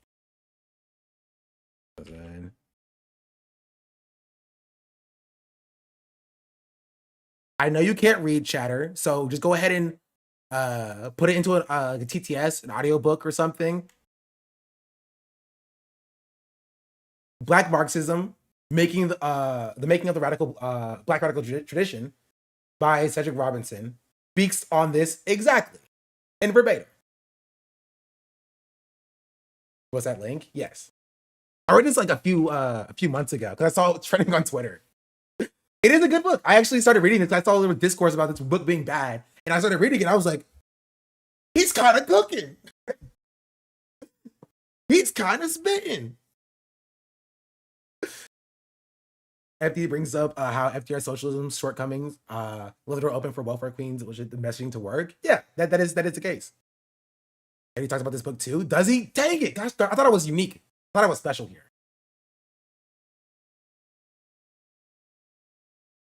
It's a good book though. It is a good book. Radical socialist, right? Yeah. I agree with it, and you know, and honestly, if you think back to the past, a lot of the wins that socialism made in the 70s and 80s were due to the black radical socialists, right? Yeah. Panthers being one of the foremost of them, right? Yeah. Hampton being one of them. Because we experience things in a way that's different than our white colleagues, right? And, you know... No, you can't say that. You can't say that. You can't say that. You can't say that. What about class struggle and the color line? I haven't read it. I have to add it to my list. Hold on. It goes in my list. I listened to it on the plane. If you were poor and black, then you experience poverty at a level that, you know, your white colleagues might not have experienced. Lib. Sounds like a lib to me. Lib. Thank you guys for being you. I love you guys. Enjoy it for the next few months. Guys, your thoughts on prison abolition? I am pro prison abolition. I don't think, I've said it before, I'll say it again. There are certain institutions in this country that I think are fundamentally broken, that cannot be reformed, that cannot be changed. Right? That doesn't mean I'm not going to try, but I think that they cannot be reformed. Prison is one of them. Policing is one of them. I think the American government system is another one of them. Yeah, Democratic Party I think is one of them too. There's a few more, I think. I think the college admission structure is one of them as well. Insurance. I think is also another one of those. Credit scores. That's also pretty high up there. There are certain institutions that I think cannot be reformed. Right? Banking in general. That's a good way to put it. Yeah. Yeah, basically everything. I won't say it's everything, right? It's a lot of stuff. Capitalism. Yeah, that too. That too. I think commodified housing specifically. I can see that. Definition of abolition in this case, because I can think of some white collar criminals that want to go to prison. I mean, prison as a structure will not exist because prison is an inherently corrupt institution, right? The reason why prison abolition exists is not because some people don't deserve to go to jail. It's that those people will never go to jail under this system. Does that make sense? That's why I think prison abolition is important. Not because I don't think that like people who murder people or like rapists should not be punished. It's because those people are not punished under the current system. Rapists walk free all the time, right? Murderers walk free all the time, so long as they do legal murder. Did that make sense? Right? So it's not that people don't deserve to be punished, it's that the current system doesn't punish the people that deserve to be punished. And you cannot reform it to do that. You know? Abolition seeks to do away with the conditions that create harm in the first place. That too. That's a separate avenue for it as well. But I'm more addressing that kind of specific question. Right? Yes. Like doing away with the drivers behind crime will eliminate 99% of crime, right? Prison does not eliminate crime. It does not properly reform people, right? It serves as a like a debt slavery system that it makes you indebted to the state and enslaves you to the state. That's all prison does, right? So even if there was a system of punishment for crimes, prison is not that. It doesn't do that. It needs to be abolished.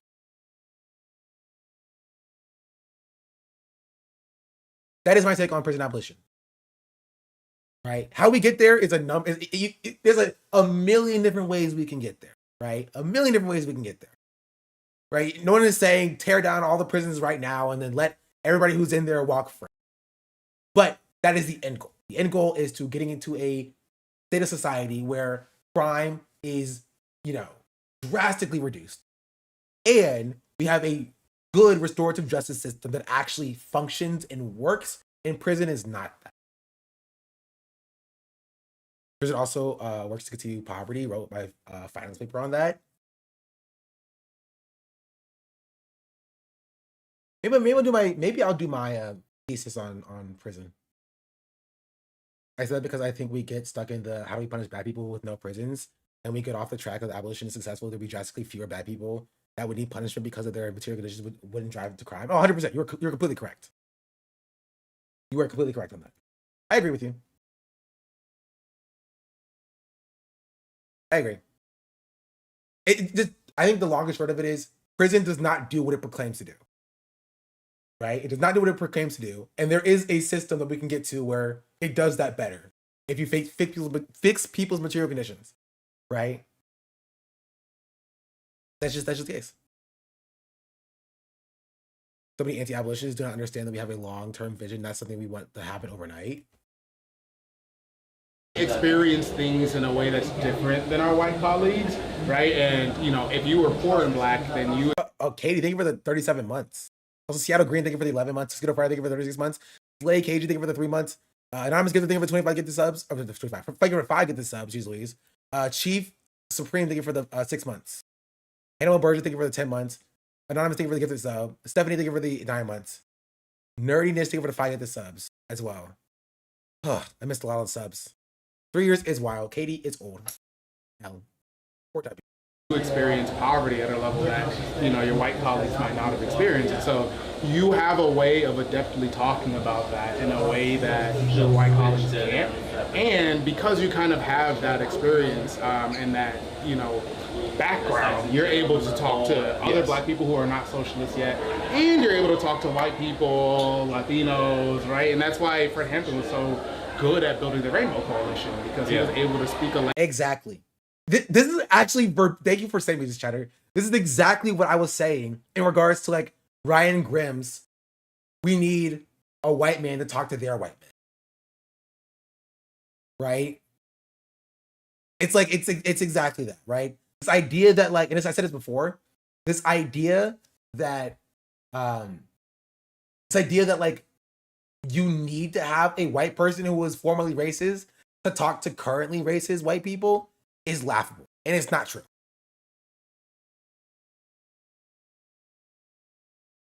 You know what I mean? So I'm asking about the Geeks article here is kind of different than just bring it up in relation to a random friend. Yeah, but like Grant Planner's also not a random friend. He's a politician. Real Human Beings 666 just subscribed. Like it doesn't need to be a white face.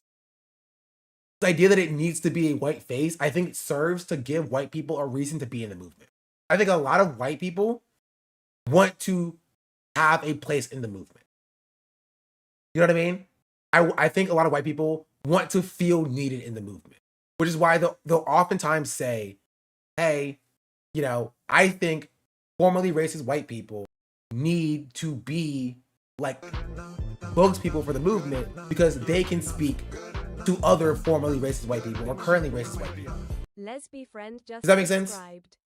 That's why the people are so big on like giving a microphone to like the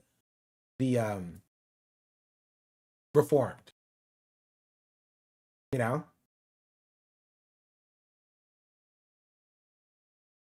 That's why I think like that's the issue for black people because they never get the microphone, right?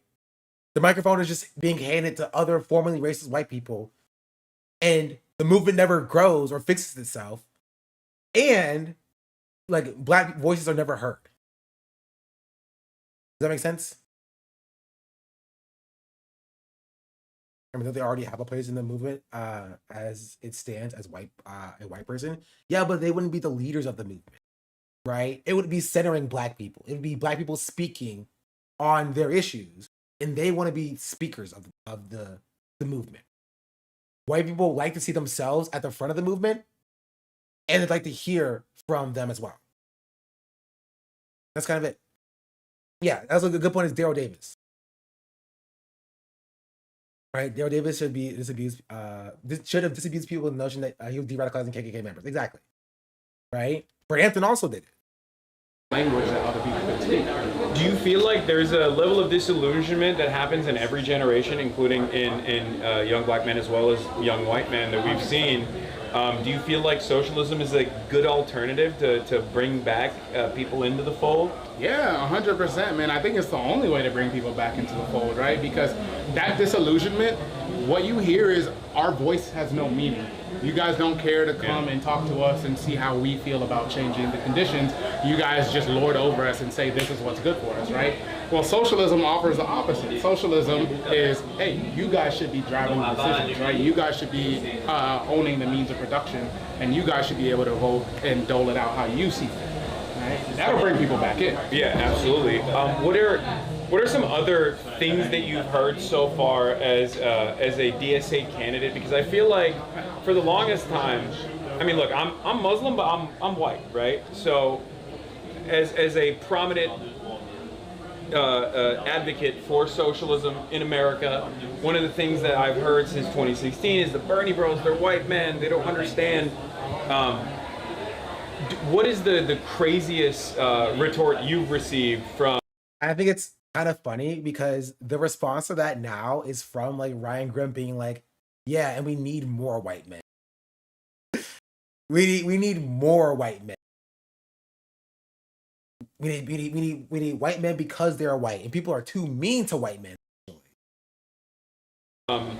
Like Ryan Grimm saying that, and Hassan's coverage here is just so drastically different, which is like craziness, right? Like Hassan has done leaps and bounds from like where he was even like last year.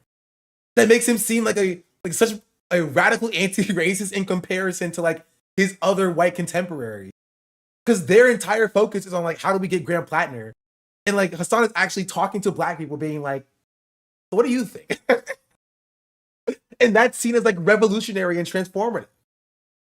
Established from the establishment machine. And what is the craziest retort you've received from the establishment machine that's clearly trying to protect its own interests and its seat in this circle? No, it is. It's genuinely different. It is genuinely different. Before I get there, you reminded me of that Kodak Black interview when Kodak Black said, "My name's Kodak Black, but every time you see me, I'm white." It's kind of funny. I don't think he knows that interview. Or Kodak Black. But the critique I get the most from them is that, you know, I'm helping prop up a gentrifier organization in DSA. That's so wild. Espaillat has been also kind of being xenophobic with his arguments against Daria Liza, who is Afro-Latina too. Yeah. So like the fact that she's both also Dominican and he's still angling it in that way has been very interesting to watch. Because these are the guys who take. Yeah, and it's the problem is that like again, the Kyle Kalinskis and the Ryan Grimms are not trying to fix that notion, right? They're not trying to fix the perception that the DSA has, right? You may disagree. I do want to know that I have respect for you. Enjoy your night. I apologize. Actually, I don't apologize for yelling at you. I think it was funny, right? But no lost love. No lost love.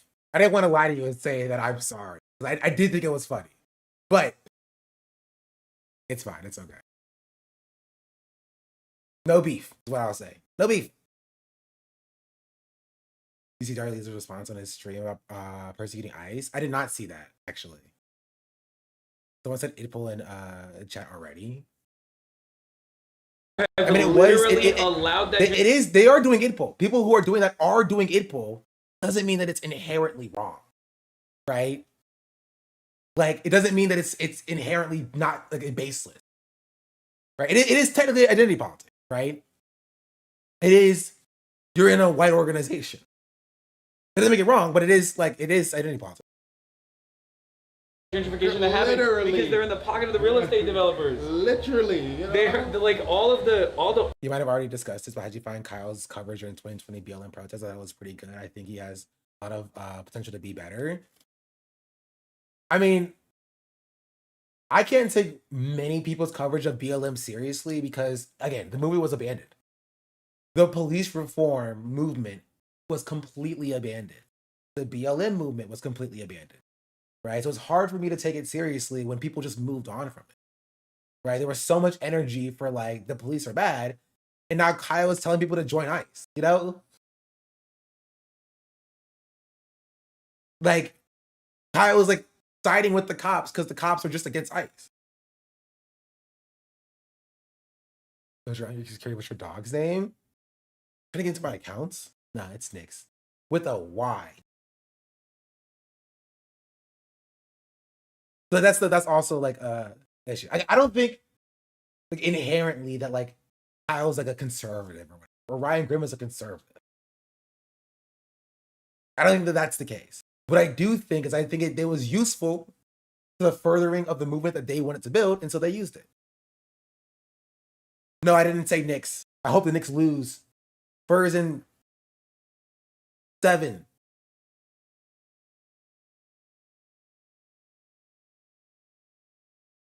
I don't know. Also, if you haven't watched me very much often, you'll know that I don't know sports. I literally don't know much about sports. So if I get something right, please clap for me. Please give me a little clap. 100% Dems took advantage of the energy when it was convenient and flipped as soon as it was contentious. Yeah. And then I think leftists kind of let it happen. You know? And hot take, I think the same thing is happening for Palestine. I think the definition of anti-Zionist is being squashed and stretched to do very similar things. Where like people are being called anti-Zionist when they're not actually anti-Zionist, and then we're going to be surprised when like they're not for like a secular one-state solution where everybody in the region has equal rights of representation, and they're going to be like two-state, right? I think it's a very similar thing that's going to happen. And then it'll be surprised Pikachu face. How did we get here in the first place? You know, because Scott Wiener is somehow presented as anti-Israel. Yes, but like he also wasn't the pro-Palestine candidate on the ballots. I think it's slightly different. I don't think it's happening yet. I think it's going to happen later on, and that's the problem when you don't hold like a principled position, right? That's why you need to hold a principled position. You need to be principled about what you believe. You have to stand on it. Because if you let it rock, like that's a problem. Who was on the South Square call Hassan a Zionist and bonkers. To be fair, that's bad up and honest people. That is bad up and honest people. Even here, there are a lot of people who are critical of Hassan here. They won't call Hassan a Zionist because they know that's a silly thing to say.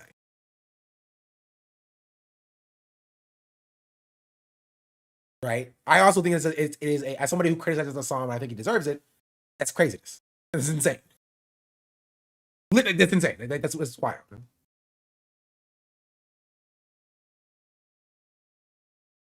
You know? But that's why I think there's a slight difference between like somebody who criticizes like Hassan or even the Democratic Party from a like bad and banana perspective, that compared to like somebody who criticizes Hassan from like a normal regular person perspective. You know? Older folk, all the older black and brown folk that have been living in these neighborhoods have been priced out because there's no change that's come. Dude, my opponent's dad in particular has been in power here. Keeping a country for in the World Cup.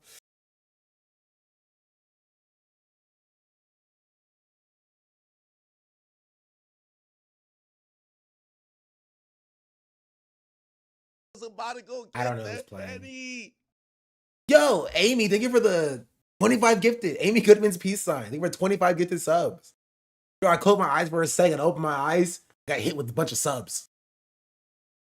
Senegal? Is Senegal playing? No, that's my girlfriend's, my ex-girlfriend's country of origin. Can't root for them. She ruined it for me.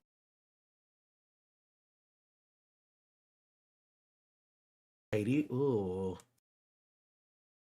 Give me some more black countries who are playing.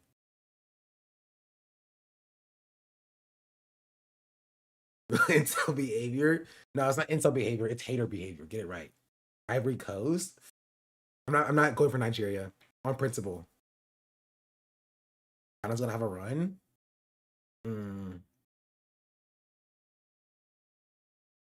USA? That's hilarious. I'm going for Haiti.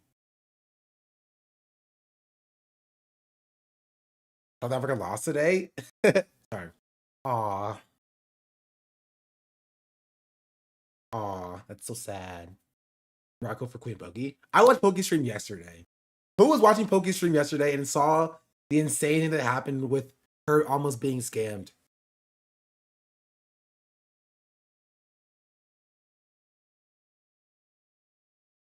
I'm from Mexico? Not me. Oh. I did see some chatters who were watching Poke's stream. Really? Yeah. What happened? A brand reached out to her. It was like, do you want to have this VIP experience? Her team said, yes, please. But apparently, the person who reached out to her wasn't actually the brand. It was a random person who reached out to this brand first. They were like, hey, brand, I'm on Pokey's team. Can I come to your event? The brand said, sure. And then this person turned back around and be like, psh, hey, Pokey, I'm with this brand. Do you want to come to this event? Pokey was like, sure.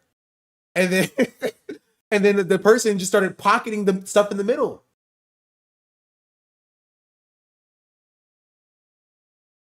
Like the middleman, right?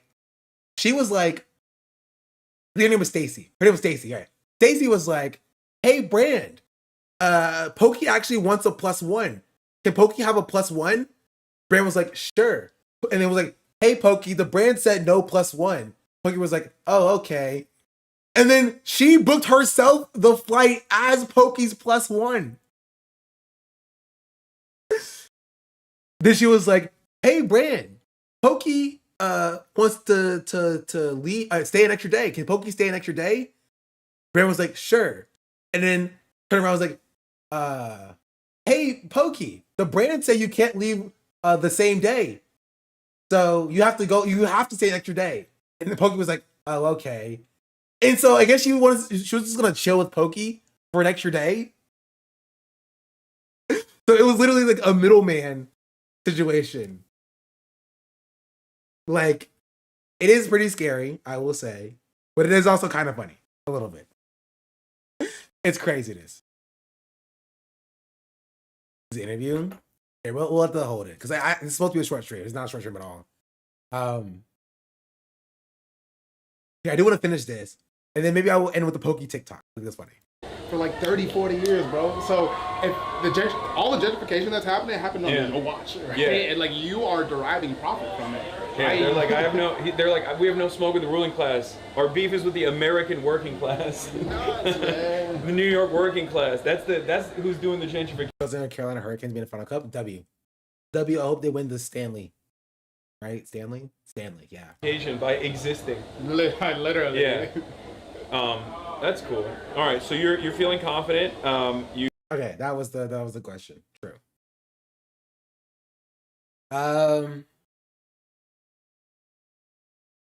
Making you into a sports guy? Stop. You're not doing this. I refuse. Actually, you know what? I don't want to watch the Pokey TikTok because I'm tired. So, why is there 70 people watching on YouTube? Maybe this is my new stream time. I have 800 people watching now and 70 people watching on YouTube. Oh, it's because I'm talking about white leftists.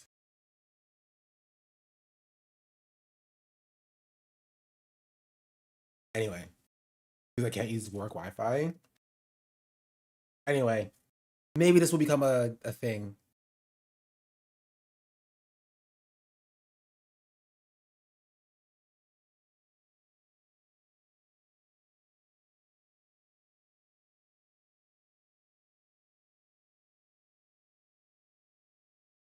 I think I made my point, right? I made my point.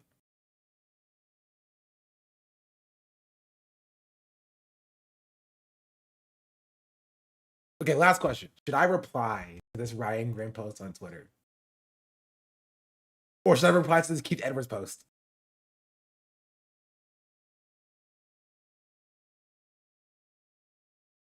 Hold on, I have the best thing. Charlie Kirk. Yeah.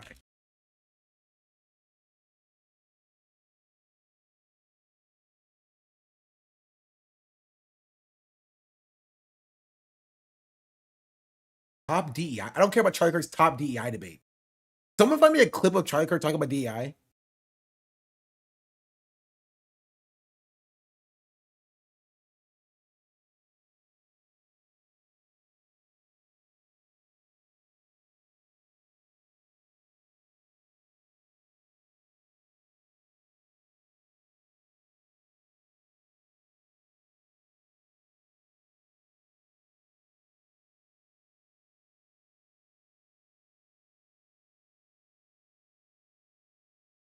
Sorry. Okay, this is a little bit funny. Yeah, I just want to show you this one. I see you got an anti-DEI shirt on, so this is about to get good. I personally believe in DEI. Oh, okay, actually, that's a good point. I could just say Charlie Kirk. I say.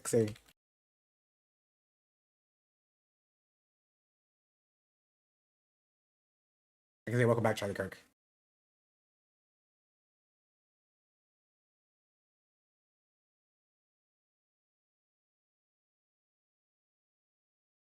Or I can say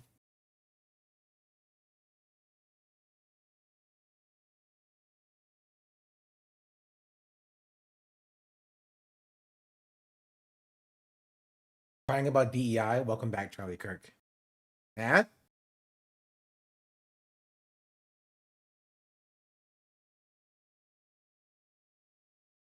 So Charlie Kirk returned.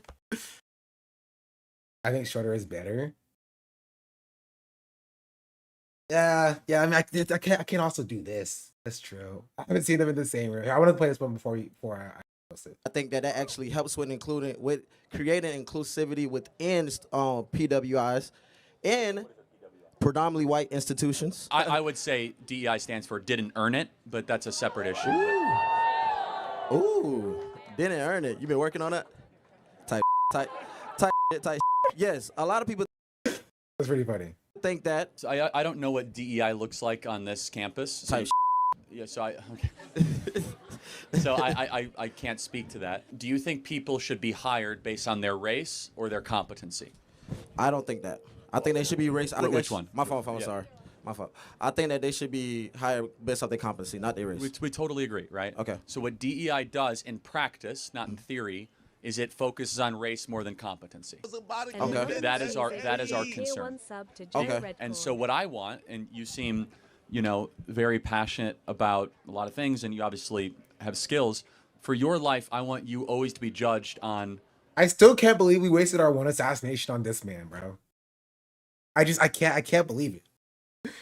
So the one we get, bro, the once in a century assassination on this guy. Yeah, this is the guy that didn't miss, bro.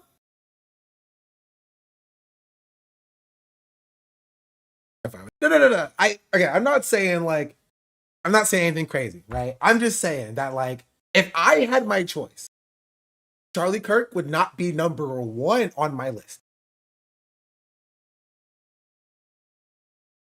That's just what I'm saying. That's what I'm saying. He wouldn't be number 1. Great choice voting. Great choice voting. Yeah, Liz. No, obviously not. Of course not.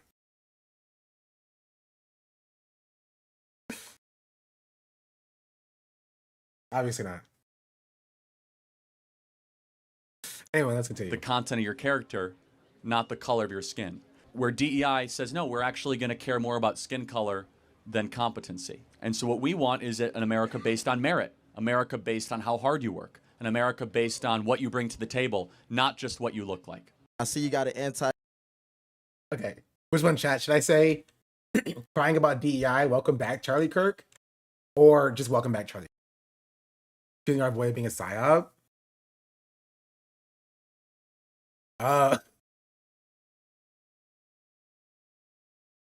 They're accusing the German guy of being fake. He's a fake German for clout. This is obviously not a German account. Prior to the World Cup and entirely focused on Saudi football club in Al-Nasser. Nasser. Al-Nasser. In tweeting out in English as though it was written by an American. Nice try, though. I agree. Okay, let me stop. I agree. I'm with them. Fake German. Fake. 9.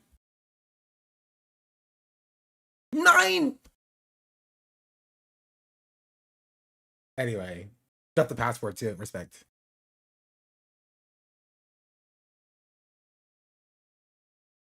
Gone but not forgotten.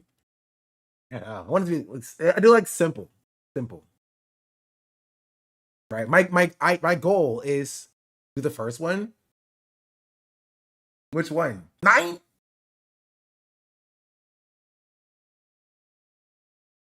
Welcome back, Charlie Kirk, or crying about DEI?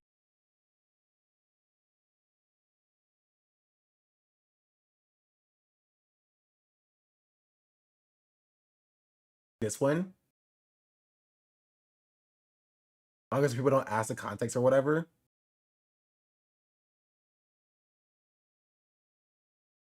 And this makes sense because this person is crying about DEI, right? Why not both? I just tweet both of them. See which one gets the most motion. That's kind of funny.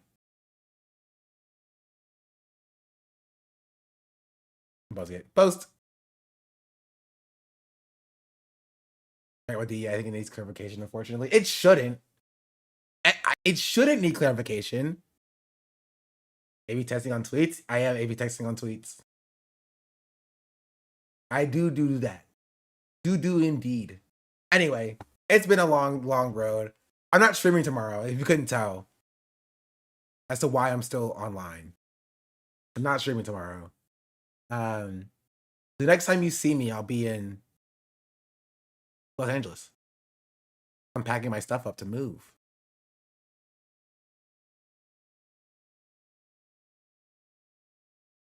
So, and then after that, I'll be in DC for school.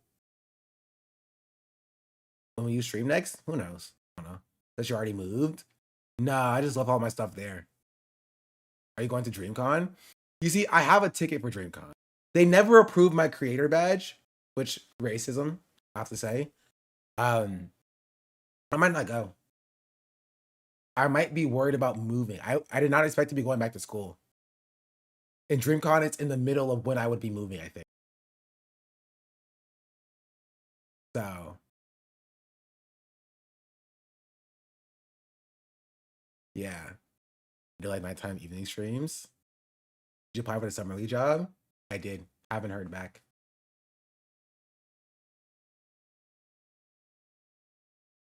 So I just go for what? I'm going to be a medical doctor. That's a lie. I don't know why I just lied to you like that. I'm getting my master's degree in political science. I'm doing a master's or a doctorate? Master's. Degree in lying. My convention I'm actually going to, which I was not going. I have a lot going on. I have to think about it. I might still make it though.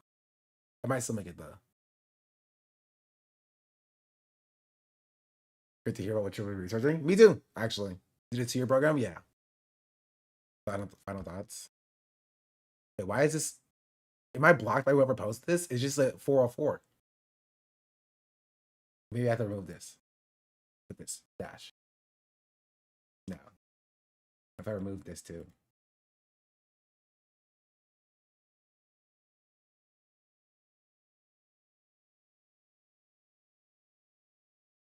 Nope, I'm still, what? It still doesn't work. I can open it in incognito, I guess.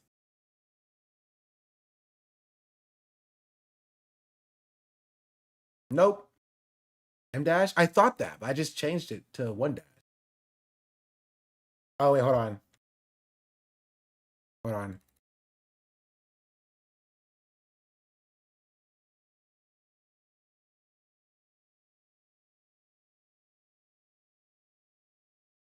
Nope, that is weird. Anyway, I'm leaving. I'm tired. I'm gonna go talk to my parents and see my doggies. You don't center whiteness? What is this?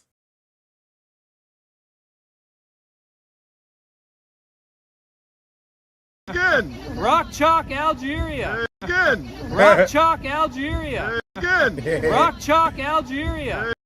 Oh, wow. Did this? Oh, is there 2 dashes? That makes sense. There's 2 dashes. Dash. Kodak Black. My name Kodak Black, but when you see me, I'm white. And how come? Kodak Black, but I might fuck your white wife. Why? I bring the biggest gun to the knife fight. Burn a lot of money and I smoke a lot of spice. My name Kodak Black, but when you see me, I'm white. Like this. I'm not surprised the song did not get this reference.